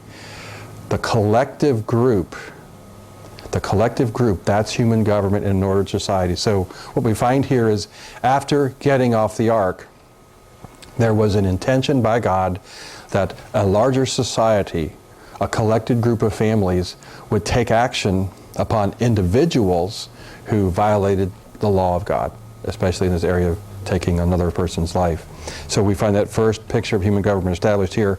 And what I really love to underline is, as complicated as government is to this day, that's still primarily the fundamental objective: to preserve the prosperity of life and to protect life from recklessly be taken by some judgment of man. So valuing life as it is in God's mind is the key to all government. Point 4 here, then, the fundamental premise for the value of human life is this: that man was made in the image of God. So when you think of this contest, for example, those who in our world today would say, well, a cow is a living thing, why are you murdering cows? Or why are you murdering trees? That warped thinking comes from a total incapacity to even begin understanding where the source of all life is. See, that a person who makes that kind of a statement doesn't even know the beginning of authority, because all authority stems from the Creator. Authority stems from the fact that God Himself created, so He owns, and He governs. And what God has said here is, the reason you don't take another person's life is because that man was made in my image. So there's an aspect to which honoring human life always points back to the person and the glory of God. We're made in the image of God, and there's an honor to that exceeds every other creature. And since Genesis 9, man has the right to take the lives of animals according to his own understanding of government as he is trying to feed his family. So that includes what we've done in our own country. If you look at the history of America, we've eliminated the wolf population. And the coyote population used to be eliminated in our area. Bobcats and wildcats, all these bears, all these wild populations that were killing animals and killing humans, those populations we used to put bounties on them. You could collect money for every pelt you got of a kind of an animal that was dangerous. You would get money for bringing that pelt in order to control. But all those kind of laws controlling devastation of farm crop, livestock, and human life, those laws sprang from the original intent that God had, that we value human life. And here what we find is that, okay, men die. Well, isn't that a contradiction? Man shall not take man's life, but how come all the men die? Well, here's the picture, okay? It's reserved for God alone to give the parameters of a man's life. And I just want to throw in here because of the logic of it, not because it's naturally in the text. But if we're forbidden from taking a life because of the value of that life being a statement of the image of God, if that's the premise for us, then we have to extend that in the broadest sense. Any form of taking a life of a man by the choice of a man is a violation of this principle. And if that's a violation of the principle, some things are clearly wrong that our culture today doesn't even begin to imagine. For example, it would speak against birth control. Why? Well, because God created marriage so that a man and a woman coming together begin this new government of a family unit. And God intended that through the joining together of the man and the woman, the bringing of the new government, that they're going to have children, and more children now than they would have had earlier had sin not entered the world. So that was God's intention. God intended for children to come into the world through the union of a husband and a wife. And if we prevent children from coming into the world, what are we doing? Well, we're taking government reserved for God. We're saying another human being shall not live by my edict. I refuse to let someone be a part of my family because I choose not to. And that's what birth control is. It's the denial of the existence of another human. And birth control is murder. Not directly, but in the fact that it's preventing God from making the choice of the existence of human life on God's terms, and it shrinks it down to man making a judgment for his own purpose. And when you talk about birth control around the whole world today, we find it a phenomenal thing. There is no country in the world, zero, that is producing children at a rate that will actually replace the population. Some nations are not even a married couple, you add up all the marriages, whatever. Some nations are not even producing one child per family because of the abuse of birth control and the disaster that we're headed for. I heard about it in Germany. Germany has a Holocaust mentality for sure in its history, but at this very day, Germany has one person in the workforce providing food and income for 3 members of society that aren't in the workforce. One person's providing food for 4 people across the board. And that population in Germany is aging so fast that in a few years they're not going to have enough of a workforce, but they have the lowest population growth in all of the world. They're down below 0.8 child. So that's an important principle. Okay, it goes all the way back to Genesis 9 in human government. And if you got into a discussion with someone, should government have a say in an issue like birth control, what has our government answered? Since 1973, government has gone to the point to say, you know what? The privacy of a person's own life is their own business, and therefore we shall not tread into that person's life. Well, that's an insane and an unpalatable view. Why? Why is it an insane and unpalatable view? Because of one issue. The fundamental purpose of government is to preserve human life as God intended it to be preserved. And so anytime one human would impose his personal purposes, his personal values, his personal well-being, his personal benefit, anytime a human being would impose that in such a way that it would eliminate the possibility of another person having life, that is a violation of the fundamental purpose of government, and therefore it's the place of government to restrict it. Every godless pagan culture has the right and ought to restrict abortion, period. Because it's a violation of the premise of government. Government is to preserve the life of man. That's its fundamental objective, its fundamental goal. And then we can go on. I touched on birth control because what I just said is really fringe. I mean, most people in our culture most people in the Christian community can't even begin to embrace those ideas because we're caught up with the whole idea of, well, we've got to be able to provide for our family, and so we have this idea that I look to my own capacity and I value life by my strength. Well, the whole purpose of creation is for man to value life by the strength of God. And when we find ourselves in a place of need, we look to the Creator who's promised to preserve us as we seek Him, as we trust Him, and as we pursue Him. And so we find this picture of the fundamental value of human life having an impact, and God Himself, number 5, retains the sovereign determination over the length of each life, and therefore any determination of life that man holds to himself is a violation of this principle, and any violation of the principle of giving God the authority to determine the length of life is, for practical purposes, the shedding of man's blood, even though there may be no blood per se to shed in the sense of the word. Although with abortion, it doesn't take long to reach that threshold. Okay, next panel, collective government established. There's point E, the essential structure of a post-diluvian government. Now, for your information, that's a fancy term for post-flood. Okay, the deluge was called diluvian is a reference to the deluge. Post-diluvian government. 3 things stand out. Number 1, to preserve human life. That's the purpose of human government after the flood. We collectively organize to preserve human life. Number 2, we preserve the human prosperity of family units so that they are able to obey the command to be fruitful and multiply.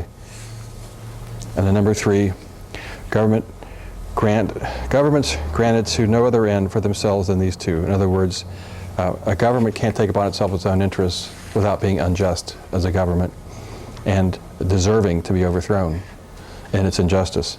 But real quickly, if you remember the Gospels, one of the lawyers asked Christ, well, what's the greatest commandment? And he said, well, the greatest commandment is to love the Lord your God with all your heart and your soul and your mind.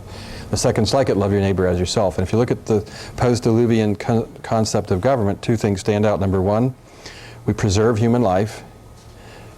That's loving God.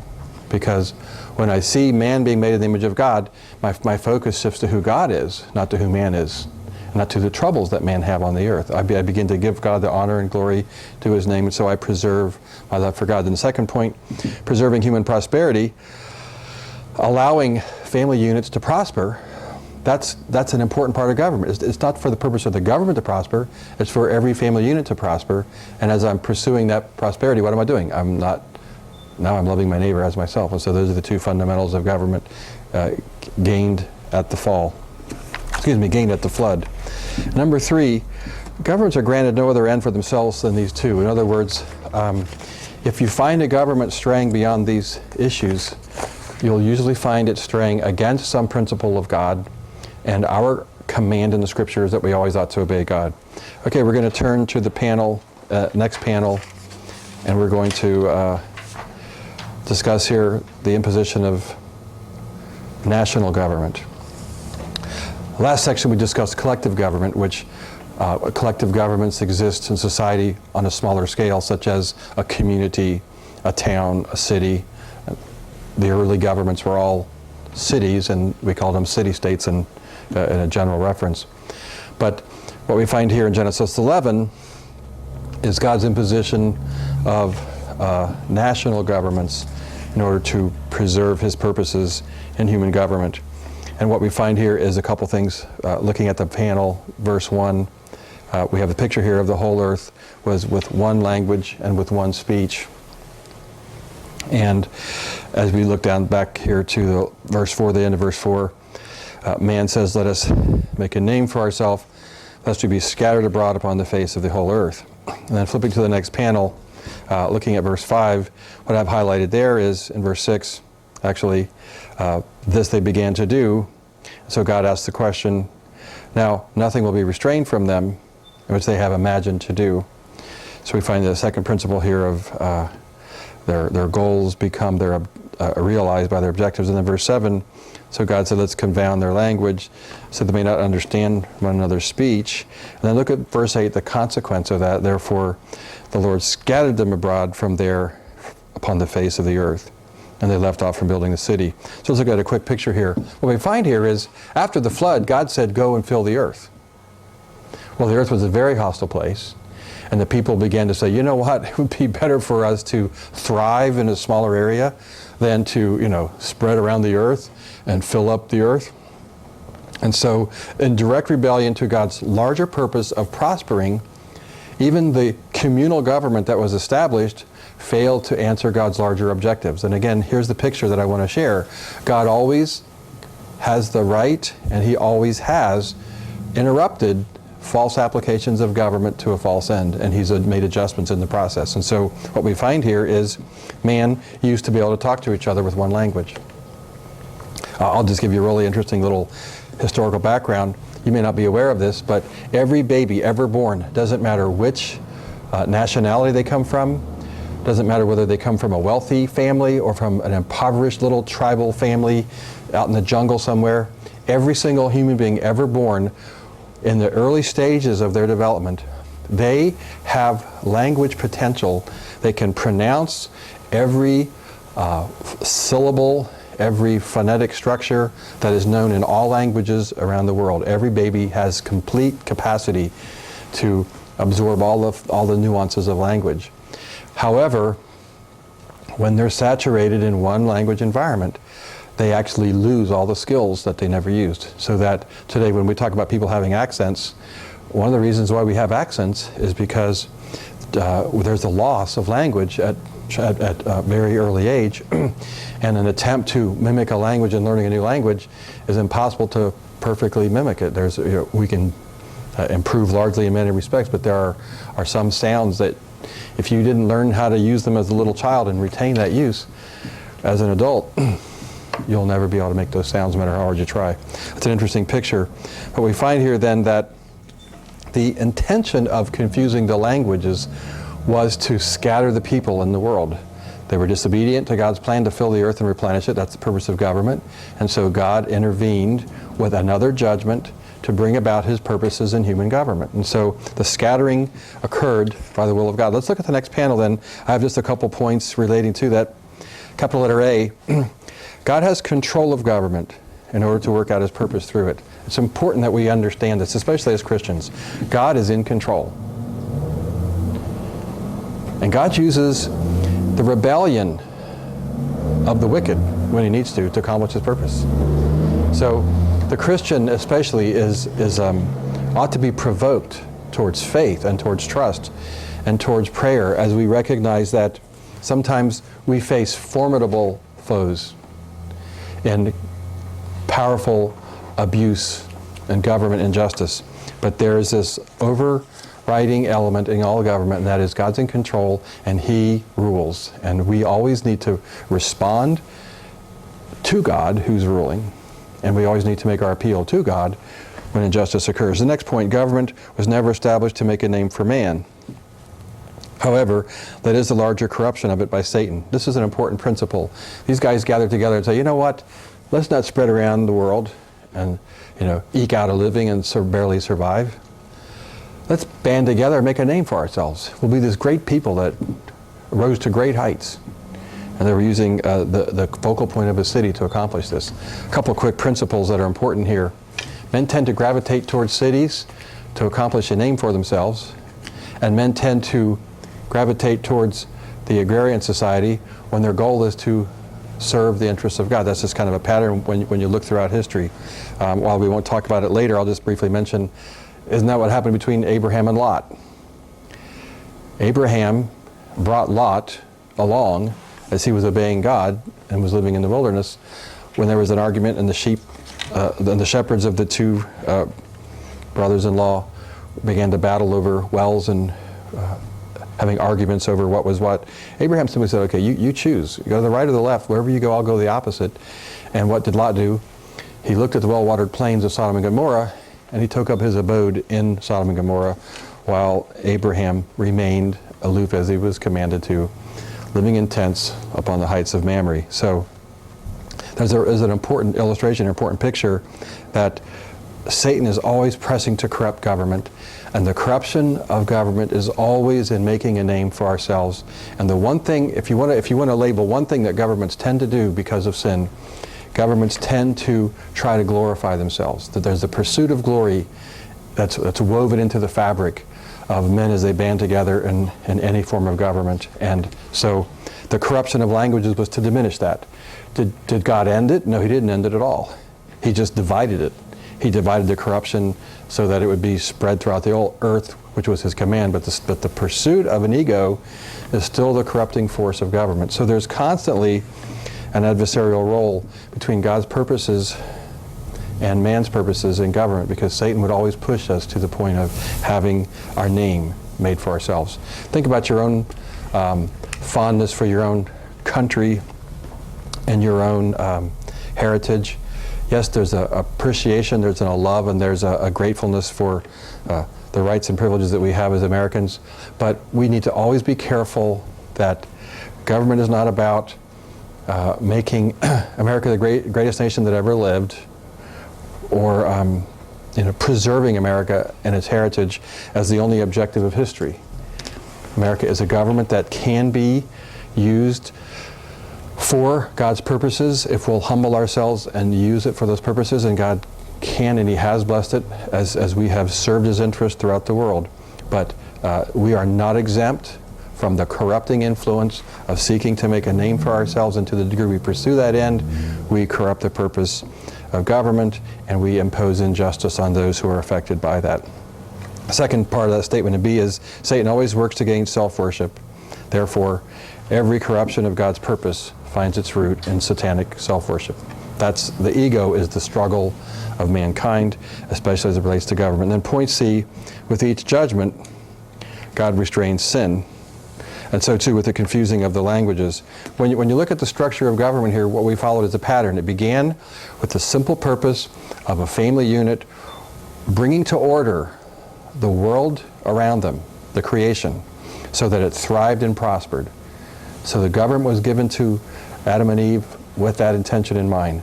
Sin entered into the picture, and you had the corrupting influence of sin, alternative goals, alternative motives, the pride of life, and the difficulty of that vanity corrupting God's purposes. So what God did is he reduced man's capacity to sin by increasing the labor that he would have in that government. And so that was the second correction. The third correction was at the flood, when the earth was devastated, and he enlarged the food supply by granting eating of animals. But in that process of changing the food supply, that next level of judgment was there, whereby man's ability to be prosperous was further diminished to further prevent his sin. But now it turns around, and in fear, man now is directly rebellious to God's purpose of filling the earth, prospering and filling the earth. And so we find him trying to band together to make a name for himself instead of obey the purposes of God. And again, God judges the sin, and he makes a correction so that consequently, from that point on, that sin is diminished, not removed, but is diminished in its force. So what we see is the judgments of God are not punishments as much as they're preserving graces. And when God brings a preserving grace, he preserves his larger end while he grants that temporarily sin is constant adversary to corrupt and ruin the purposes that God has. So when we go on, let's look at a few principles for national government being posed. I only have one more slide here. Point D, God created competing national interests as a control over the misuse of government. Okay, In other words, he didn't remove the corruption of ego or the desire of men to make a name for himself. He didn't remove that. What he did by scattering the nations is he diffused it. Instead of all the nations being able to gather together making one world government, he diffused it so that the competition between nations would be a sort of checks and balances. A couple of things that we see here. We often hear complaints about the disunity in the world and how we ought to get along as a world. Well, one of the concerns that God had in Genesis concerning the Tower of Babel was that he said, you know, if they get this to mind, they'll be not restricted from anything. In other words, anything they imagine to do, they'll set their mind to do it, and they'll be able to do it. So there's a real serious danger of governmental success occurring through widespread unity. So that is a fundamental issue. National governments were imposed to restrict the prosperity of men as we would band together.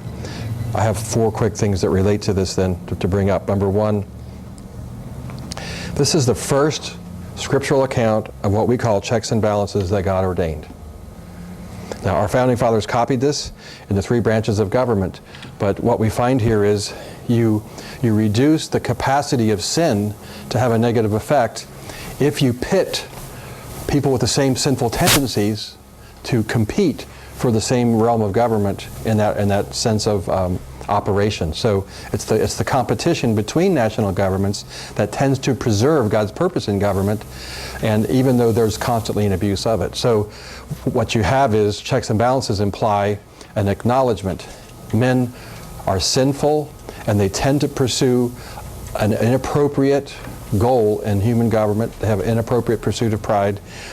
So when you pit that sinful objective against that sinful objective, if I want to preserve my own interests, I will rise up to restrict someone who wants to overrun me and take over my interests. And so but on the other hand, if I'm able, not only will I preserve my own interests, but I will overrun other people's interests if I can. The Roman Empire is an interesting picture of this, because back in the realm of the days of the city-states, the Roman Empire's first accomplishment was maintaining independence from another world power. And the famous Battle of Carthage and the preserving of the little city-state of Rome was a marvelous feat of history. But the first goal of the Roman Empire was legitimate in terms of God's purpose of government, but their second goal became corrupt, to take over the whole world. Now, we know from prophecy that God intended that to take place, but we also know that literally they never did rule the whole world. And eventually, it was other realms of government that encroached upon Rome that diminished the Roman Empire as well. So that's a significant principle, the introduction of checks and balances. And I just want to apply it to human government, and as it relates to our own visits to Annapolis as we review the legislation.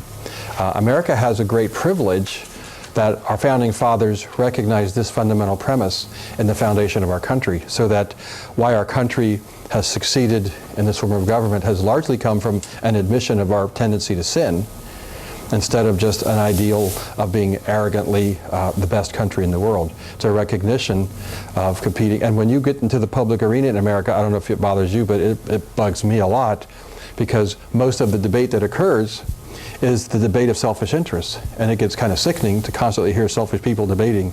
But it's that pitting of interests against each other that generally has a preserving power to the larger purposes of government, which God ordained. So point 2 then, competing national interests protects from name-getting, but it doesn't prevent it. So God modified the sin, but he didn't eliminate it. And number 3, God uses one nation to judge another for his purposes, not to imbalance the national interests. And when you look at the history, especially the history of Israel, you'll find that often God raises up a nation to punish another nation for their sin. And God has the right to bring judgment and to bring punishment. So God uses one nation as a whip, as it were, to punish others. But every nation that he ever rose up to use as a judgment tool for others, those nations themselves have turned around and become objects of judgment by God from other nations as well. So what we see is not God pitting one government or one group of people above another. It's his constant pursuit of purifying the larger interests of government that's taken place. So when you reflect back on on world history, you'll discover that there's been a shifting of glory to different regions of the world. And in some respects, nearly every region of the world has risen at one time or other to significant prominence and fame, with perhaps the exception of third world countries as we have defined them. And then fourth, Satan will dissolve nationalism under his rule. This is a real legitimate interest for discussions and study of government. On the national, international level, you can expect one thing to be true in terms of Satan's desire to corrupt. It's Satan who would like to remove nationalism. And any movement that begins to diminish and remove nationalism is one of the consequential works that Satan is trying to take over government. When you look at the scripture, it says it plainly. Revelation 12, Satan takes on the throne. He sets up a kingdom, Revelation 13, a one world government, and everybody worships Satan, and the whole world's under one government. That's an end with an objective. Looking at politics, this is getting a little bit more to national politics than local. What do we find in our history today? It's an incredible thing. At this hour, we have some decisions coming down from the United States Supreme Court that are using the decisions and the laws of the larger world to decide our laws when they're bound to judge it by the Constitution. That's a picture of corruption. The whole United Nations, the purpose of the United Nations. Why did we start the United Nations? We tried to preserve our self-interest so that we wouldn't have to fight another horrible war. Well, the United Nations is an agency for corrupting nationalism and forcing everybody under a large umbrella.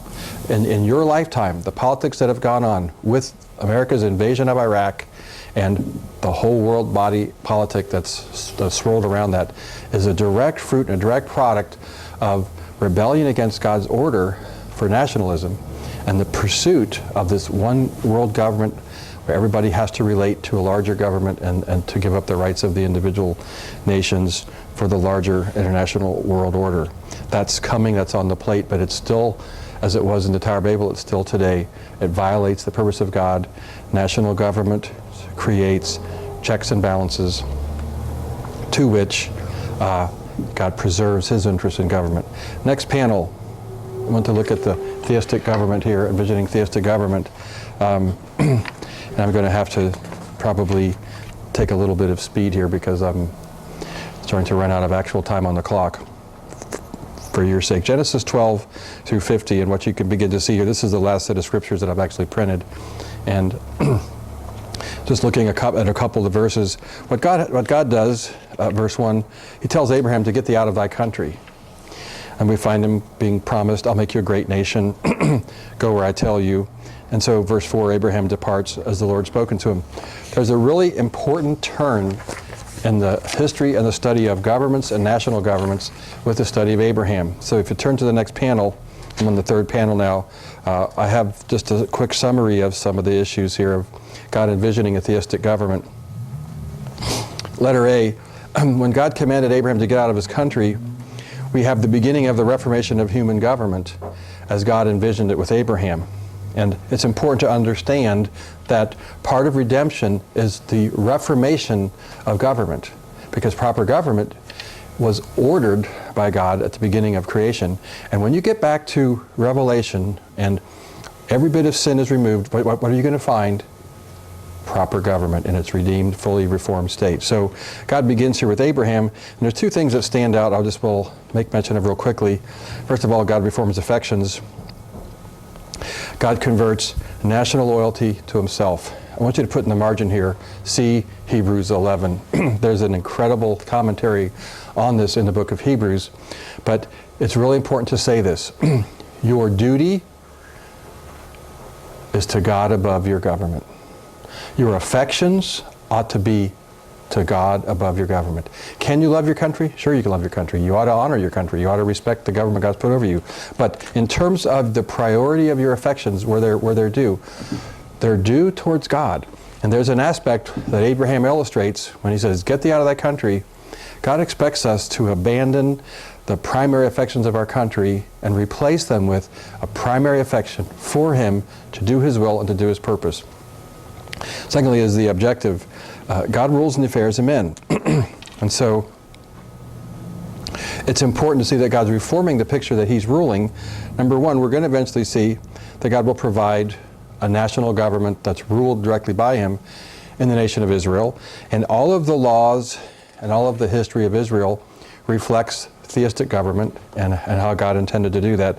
But at the same time, number two, little letter B, he points to an eternal promise through Christ. In other words, Abraham was not only promised the physical heritage of a godly government on the earth, but in a larger sense of the word, he was pointed to the eternal government whereby every nation on the earth would be blessed by the principle. When you go to Romans chapter 3,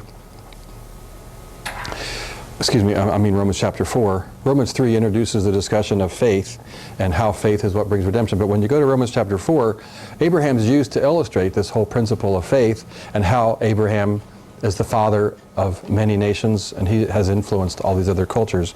Because the significance about God's work in Abraham is this: it's the restoration of affections that you have for government back to God. And that's what God wants to have reestablished. Your affection ought to be for God and not for the government that you're under, so that you can be a servant of the government, but not its egotistical slave. The government, preserving your government is not the objective. Now, that's kind of important for us in our discussion here with American history, the American government, because it isn't the objective of this course or this professor to set a course that is primarily bent on preserving our nation. I think preserving our national interest is God-honoring, because God intends for national interest to be honored against other national interests of other nations. So that's very important. But in that large sense of affection, I'm a citizen of heaven. I'm a pilgrim, like Abraham, passing through. So I'm not looking for any permanent city here. I'm looking for a city whose builder and maker is God. And there's a big significant difference when it comes to what a Christian's motivation is, and Abraham illustrates that primary motivation. So when we would influence government officials, our model is going to be like Daniel, who was a captive slave from the theistic government of God himself, Israel, in a pagan culture and pagan government, the kingdom of Babylon. That being the case, then, point B, when God says to Abraham, I'll make thee a great nation, we see the reformation of human glory begins with the blessing of God. You know, here's this picture. Men corrupt government because of the glory they seek for their own name. And what we find with Abraham is God's turning it around and says, you know what, if as you become my servant and as you serve my interests, I'm going to bless you, and I'm going to make your name as a servant of the Most High, I'm going to make that to be the pronounced thing. I'll give you one little anecdotal story from the life of Abraham, because we're now well past being able to look at scriptures in any detail. But there was a time when Lot and his family was captured as 5 kings had come in and attacked Sodom and Gomorrah and took everyone captive and all the property. And Abraham armed about 400 men and went after and retrieved his brother-in-law and all the goods and all the people, and restored the king of Sodom and Gomorrah to his throne. And in proper humility, the king of Sodom and Gomorrah said, you know, Abraham, the spoils of war are yours. You've captured all this in battle. You get all the goods. Just give back to me the people. And Abraham made a real interesting comment to him. He said, you know, I have lifted up my hand to the Most High, the ruler of heaven and earth, and I'll not accept from you so much as a shoelace, lest in some way you should say, I made Abraham rich. And what we find here is that what God had reformed in Abraham's heart was that Abraham's prosperity would constantly be a finger pointing to God, to his blessing and to his purpose, and that's the large reformation that the gospel brings to you and I today. God wants to bless us in a way that we can never bless or accomplish ourselves. He wants to give us life that we don't have of ourselves. That's the whole essence and the nature of the gospel, and it's the essence and nature of what God has in mind, not only with the reformation of government, but with yours and my involvement as government as Christians.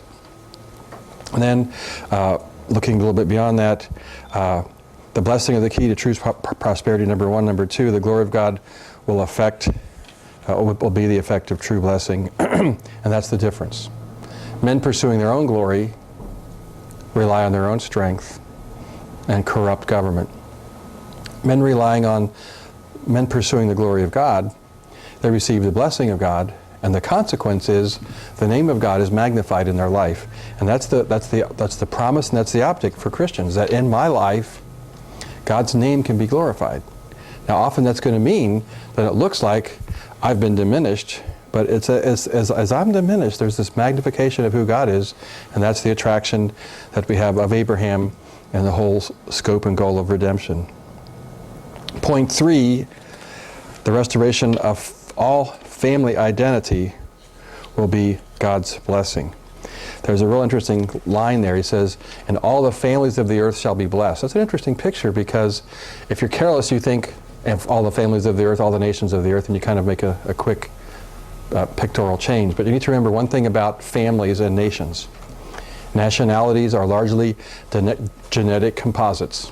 And when God divided the languages by his own wisdom, he divided the genetic pool at the same time. And as these tribes and these families were separated from each other, the closeness of their own family circles were maintained.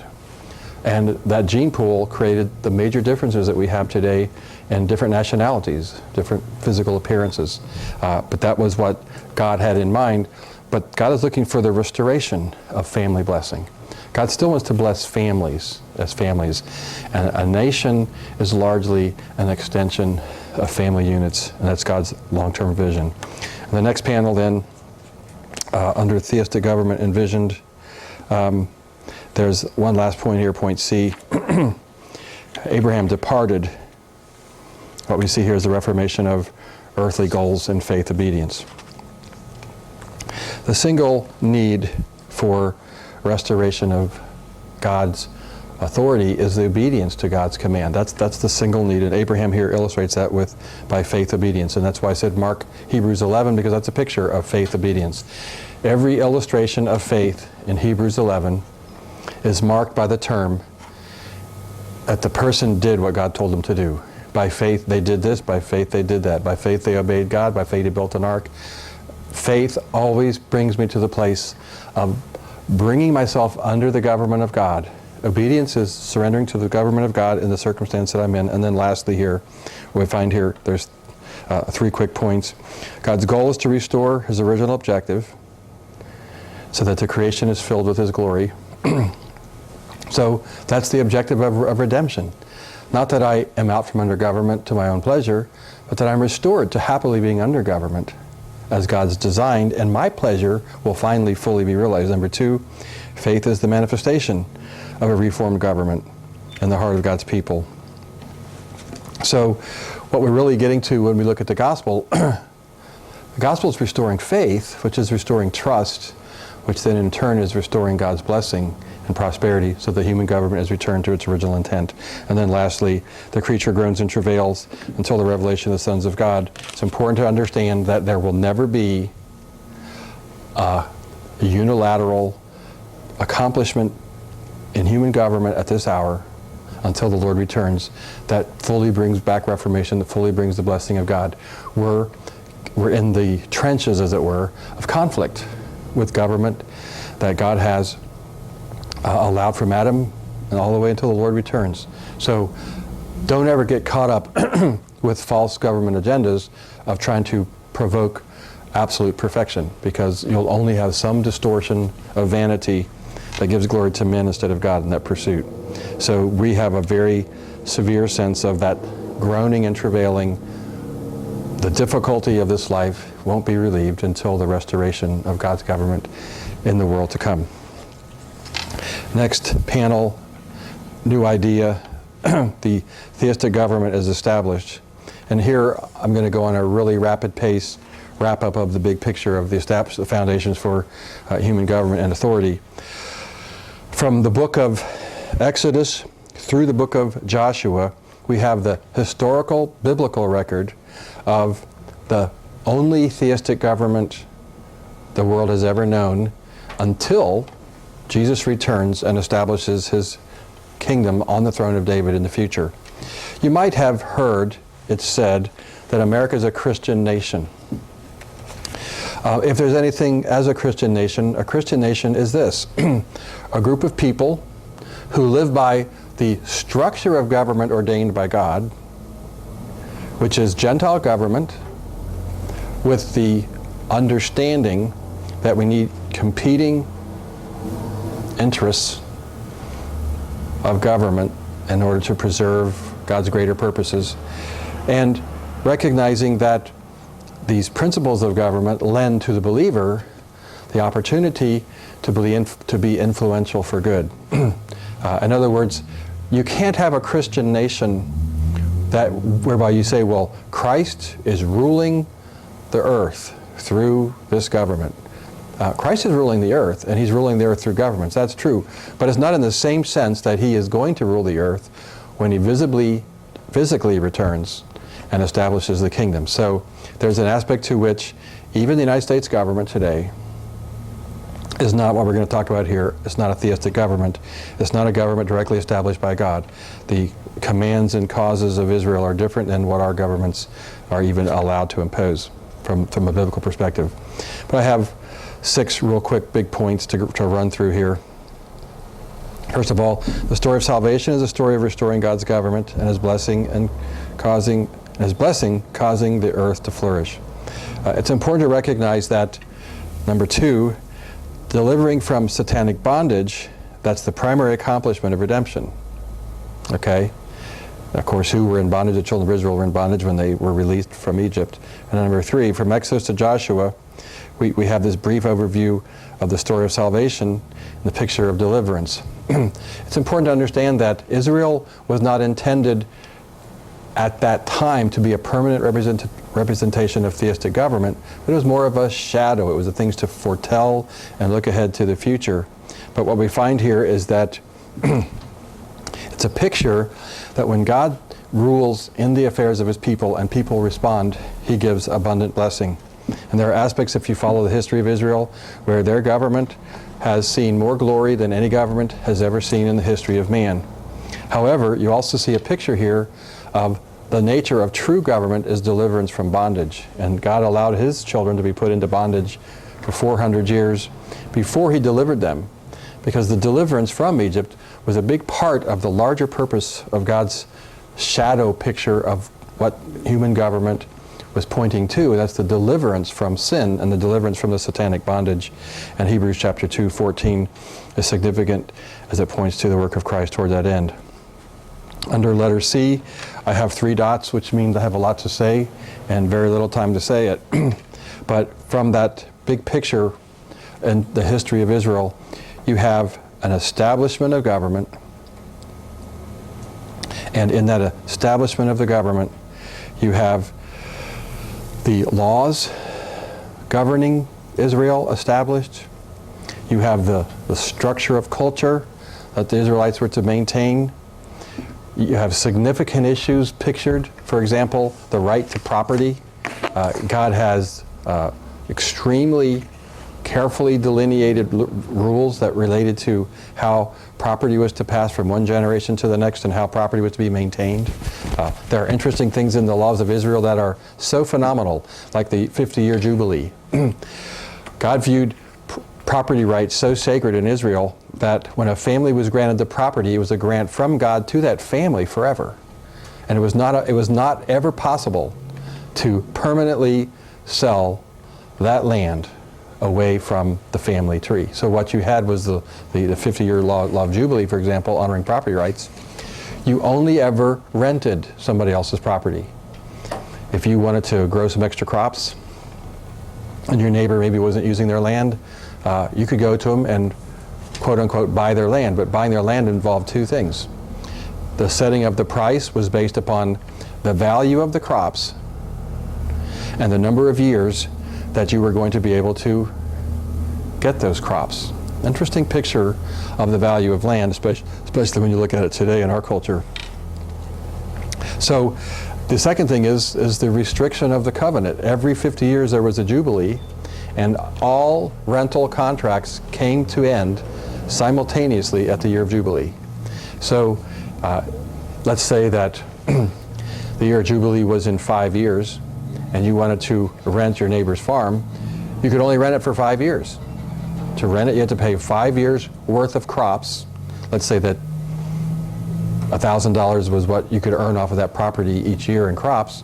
You had to pay $5,000 up front to farm that land for 5 years, and then at the end of 5 years, your contract was up. It went back, and for you to renew your contract, you had to start over, and now you would have to buy it for a 50-year term and pay the price of crops for 50 years. So the difference between 5 years, which is $5,000, and 50 years, which would be $50,000, you have to come with that cash up front. But those are the pictures of property rights envisioned by God as He has given an inheritance to every individual.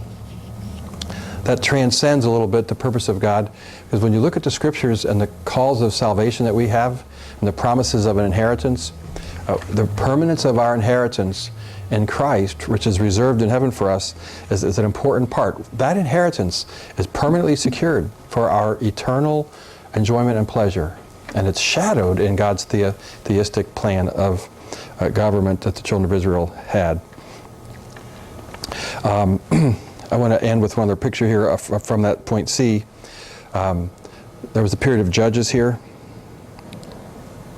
and the rule of judges was a rule that basically continuously pointed to God being the king, and that was one of the problems with the history of Israel, is that was corrupted. Point D, I would like to just point out, I say here a few words about the theistic form of government Israel had. The idea of this government was that Israel was to continuously look to God to satisfy their needs. And when you look at the children of Israel in the wilderness, and they murmured 10 times against the Lord, it's a primary picture of corruption of God's intention. God, when He is ruling in our lives, does not prevent us from having needs. Rather, He provides those needs as the occasion for us to pursue Him as our God. And so the mark of those walking under the government of God is that they recognize that God is whom they make their appeal. And the fundamental picture of prayer is established in government when you recognize that even in our legal terms today, the court, appealing to the court is called praying the court. You're making your appeal to the needs, and you're making your appeal to the person who has the authority. Well, our needs are there so that we make our appeal to God who has the authority and power to meet our needs. And that was the nature of the Israeli government, the Jewish government. And yet it's important to point out they failed pretty miserably in the years they wandered in the wilderness. Letter E, the importance of the historical record of Israel to believers. Just a couple points.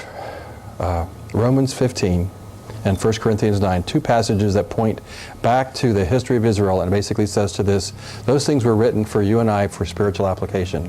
And it's really important for us to understand that the kinds of direct involvement that the Israelites were to look to God to have in their life as a national body, those are the very exact kinds of involvement that you and I as believers are to be looking to God to have in our life. In other words, believers today, as pilgrims passing through, can be living under the government of God through the spiritual resources that He's provided.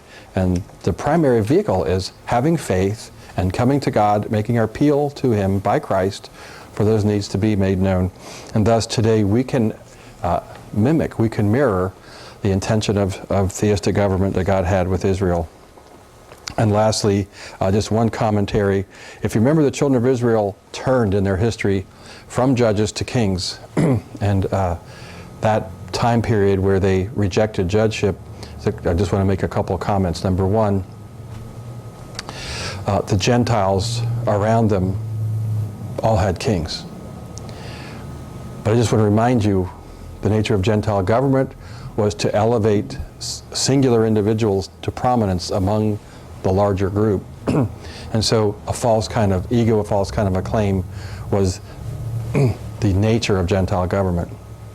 With theistic government, the focus was always God and the glory of God, and the focus was always appealing to God, and we didn't look visibly to a king. And the Israelites' desire to be like the rest of the nations was to have some form of a visible king that they could look to, for which they begged and eventually received. And what we find is, interestingly enough, when God allows a king in Israel, and He allows King David on the throne, He uses the picture of kingdom back to point to a restoration of kingdom.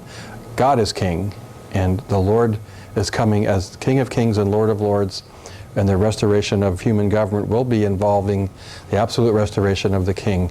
But it's the kingdom of God versus these kingdoms of men. I have 5 last panels concerning Gentile government. And if you'll allow me to go through them quickly, I am a little bit over today, but we'll, we won't have a problem in the weeks to come. But first of all, Gentile government ordained. Really, if you take the book of Ezra to Revelation, the rest of the scripture concerning government deals with this government of the Gentiles. It's important to understand that in the book of Daniel, it's the prophetic foundation of Gentile government. But it's really important to notice that in Daniel and in the book of Revelation, the same phrase is referred to the Gentiles being granted this, what the scripture calls the time of the Gentiles, where they dominate the world. And so we find from the time that Israel was sacked, when Jerusalem was sacked by King Nebuchadnezzar, from that time to this very hour, Jerusalem's under the thumb of the Gentile nations. And that time has not yet ceased, and that's why it's a surprising but an amazing thing. Israel today is still one of the most prominent features of Gentile international government politics, and it certainly has been a centerfold in our country in the last 100 years. Because of the actual amount of time I have left, I would just like to point to Daniel chapter 4, and I forgot to mark that it was chapter 4 here. But in those verses, we have a picture of King Nebuchadnezzar giving glory to God after God fixed his focus on the nature of government. And I would just like to read one phrase here from this passage, which is the very heading of it. Know that the Most High rules in the kingdom of men and gives it to whomsoever he will. During the time of the Gentiles, we have a time by which God uses the corrupt motives of sinful men as the vehicle to bring about his purposes in human government. And so the lesson that King Nebuchadnezzar personally learned was that a king can look around his accomplishments and falsely say, isn't this Babylon which I built? Aren't these all the great things that I've accomplished? And the answer is no. These are things that God himself has done. And God is ruling in the affairs of men. And that's the primary need to understand the nature of Gentile government, because it brings us to the point that we never allow ourselves to pacify just the government itself. But the objective that every believer ought to be having, like Daniel, is to pursue the interests of God. And Daniel becomes a model of how believers pursue the interests of God, even in the face of disobeying earthly governments who are promoting some interest other than God has in mind. And you know, you're familiar with some of the best stories in the Bible come from the book of Daniel. Daniel in the lion's den, Shadrach, Meshach, and Abednego in the fiery furnace, and other stories like that. They all point to one thing, that Christians are called to trust God and to obey God at all times, which means that there are occasions when we have to defy earthly government in order to obey God. There's quite a few points I want to make quickly under Gentile government. Quickly, I'll go through them. God judged Israel, and that began the time of the Gentiles. The time of the Gentiles is when there is no theistic government, but God's working through Gentile government, often corrupt government, to accomplish his purposes. Point B, Daniel marks the model of the believer who's under Gentile domination. It's very important for us to understand, even our efforts at influencing the General Assembly, we're going to be modeling how Daniel did, because the Christian has the role of influence and not the role of the scepter. In other words, we don't need the authority of the sword to be influential. We need the authority of the voice of God speaking into the circumstances that we're dealing with. So, and here's 3 things. Point C is really important to get. If you get an exam, these will be on the exam. Promise, which is really the prophecies of Scripture. Prayer, which is making our appeal to God. And pleadings, which is bringing forth your concerns to a government official. Those are the 3 things that primarily mark the ministry of believers to Gentile government. Based on the promises of God, we have an understanding of where God's headed, and we find ourselves in circumstances that force us into prayer, to seek relief, to seek help, and then we find ourselves also making pleadings. Probably the most remarkable pleading in the scripture to me in this area is the first one in the book of Daniel, where in his determination not to defile himself, they make an appeal, a pleading to their governor saying, could we eat something different than we're being assigned? Could you possibly consider that so we don't defile ourselves with our God? A couple more quick points. Number D, I already mentioned this before, but the United States is not a theistic government. It's a Gentile nation, and so our grant is similar to every other Gentile nation, and our grant is not permanent. The United States government will not continue into the millennium. Number E, the honor of God is pressed upon Gentile nations by believers who minister to government officials. Whether it be Daniel and the pictures that he gives us there, or John the Baptist as he ministers to Herod, true believers minister to government officials the truths of God's Word. And our influence is bringing truth to the hearts of people, and that affects government, that affects laws. And it's important to understand that's the key issue of being influential. Number F, American government is designed for believers to influence and speak into government policies. Probably the number one benefit of the American system is the recognition that because government by sinful people tends to corrupt, we have established a system of checks and balances, competing branches of government, and a forum for every citizen to enter the political arena and make their appeal and comment on laws and what have you. That whole picture of the American system is a proper reflection of the need of Gentile government to have Christians influencing government with truth. And that is one of the reasons why in this class, God helping you, you will write at least one testimony, and if I can get you to have the courage to, you'll stand before one committee and give your testimony live as a part of the historical record of Maryland politics and government. I know it sounds scary, but God willing, you'll have the courage to do it. Next panel, the last 5 points on Gentile government. Part G, part of your homework for this class will be active participation in Maryland government. H, partisan politics is not envisioned as believers' role in a Gentile government. Now, I'm just going to comment. I have a little word transcendence in parentheses. What is partisan politics? Well, partisan politics is the taking up of a political party's position for the purpose of the political party's advancement. And partisan politics always tends to corrupt real decision-making that ought to be getting done in order to promote the opportunity for the party to gain control of one branch of government or another. But I want you to understand that when you influence government, you don't have to be a Republican or a Democrat or an independent or a Green Party activist or a libertarian or anything. It's not about which party you belong to. It's about understanding that government is entrusted with the duty to preserve the capacity for men to prosper, especially the family unit, and in that speaking into the government, we recognize ourselves in this great battle between satanic evil influences and the legitimate interests that God established government for. So when you speak to those issues, you have the ability to be nonpartisan, and you also have the ability to cut across sometimes significant polarizations that occur just because one person believes this versus another. One of the things that are often true in American politics today is many times a person will be tempted to take the policy position of the party they belong to instead of taking a considered view of, well, how does this reflect upon true government? And my assumption here at this point, if you keep the simplicity of true government as I've shared it here today, you'll always generally benefit the people that are being governed.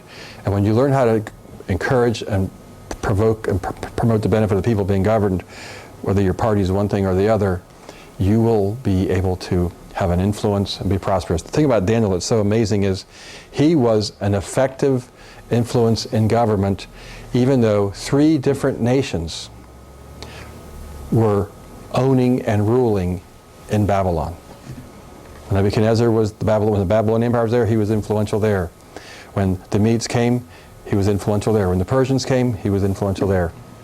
Daniel maintained tremendous influence because the focus is the purpose of God's purpose in government, not man's political ends. That was a lot about a little. Next point, I. Honoring and obeying God is at the crux of all influence by believers upon government. In other words, I promote the interests of God, and I promote the obedience of men to God. That's the primary aspect of government. And today, believe it or not, we have the rights to homeschool as Christian people under church governance like we have here at Walkersville, primarily because years ago, Christians maintained that that was the right and the privilege of churches to minister predominantly in this area of education, and they fought battles and laws became established that allowed the government to acknowledge a people who will govern themselves and train their own selves does not need the government to interfere in that form of religion.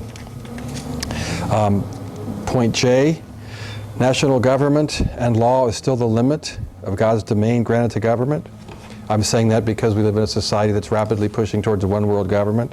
As business has dissolved national boundaries, so governments are being pressed to the same pattern. And number K, lastly, Antichrist will establish a one-world government in the time to come.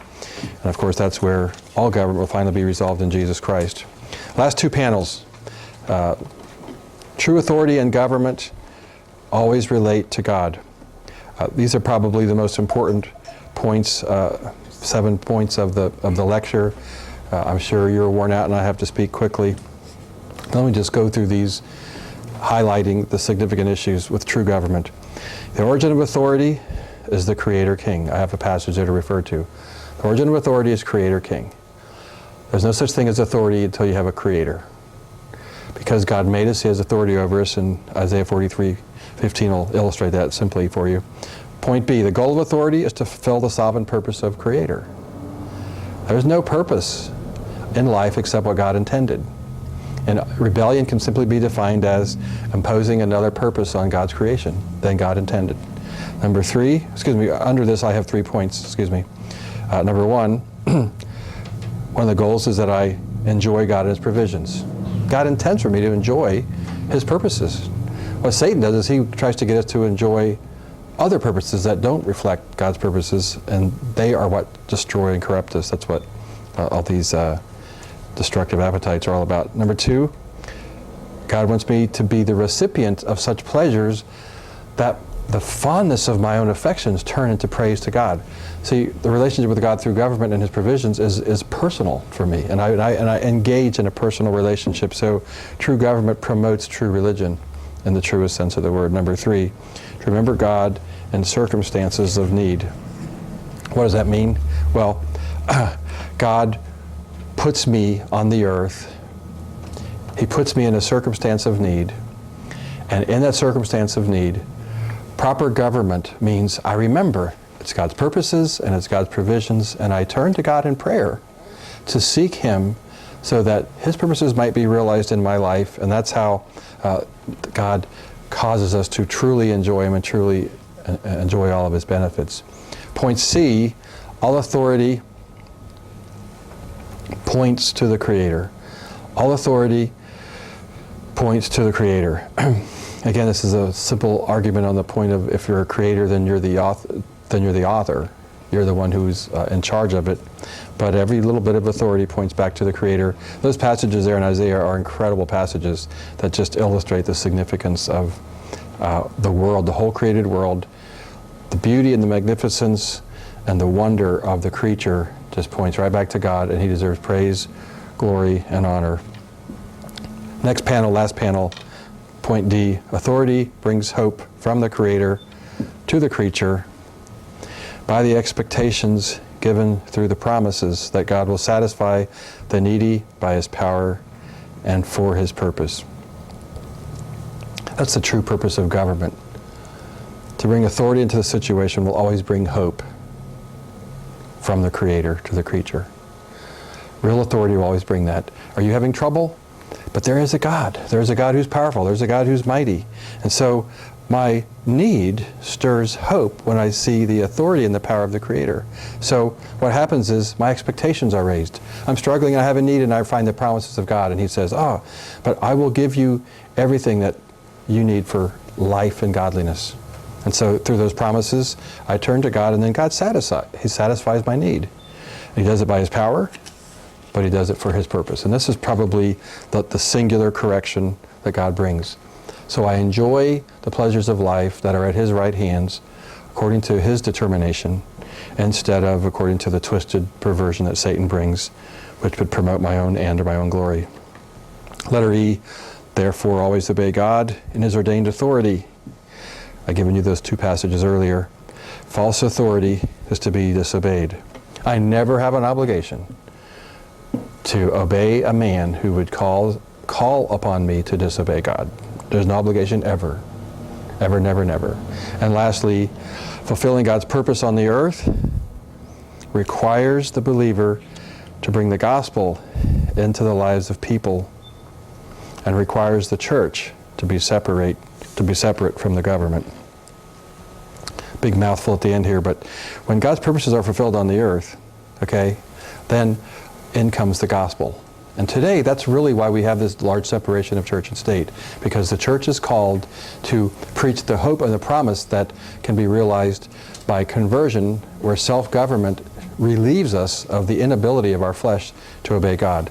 What we can't do in the flesh, by the Spirit of God, as the children of God, we can now do. And so we have to recognize that today the gospel is preeminent over any government interest. And what we see historically is many governments try to stomp out the gospel, but there is no obligation that we're ever bound to fail to preach the gospel, no matter what the cost to us is, because the gospel itself is that one instrument that returns man properly to a relationship with God and proper government.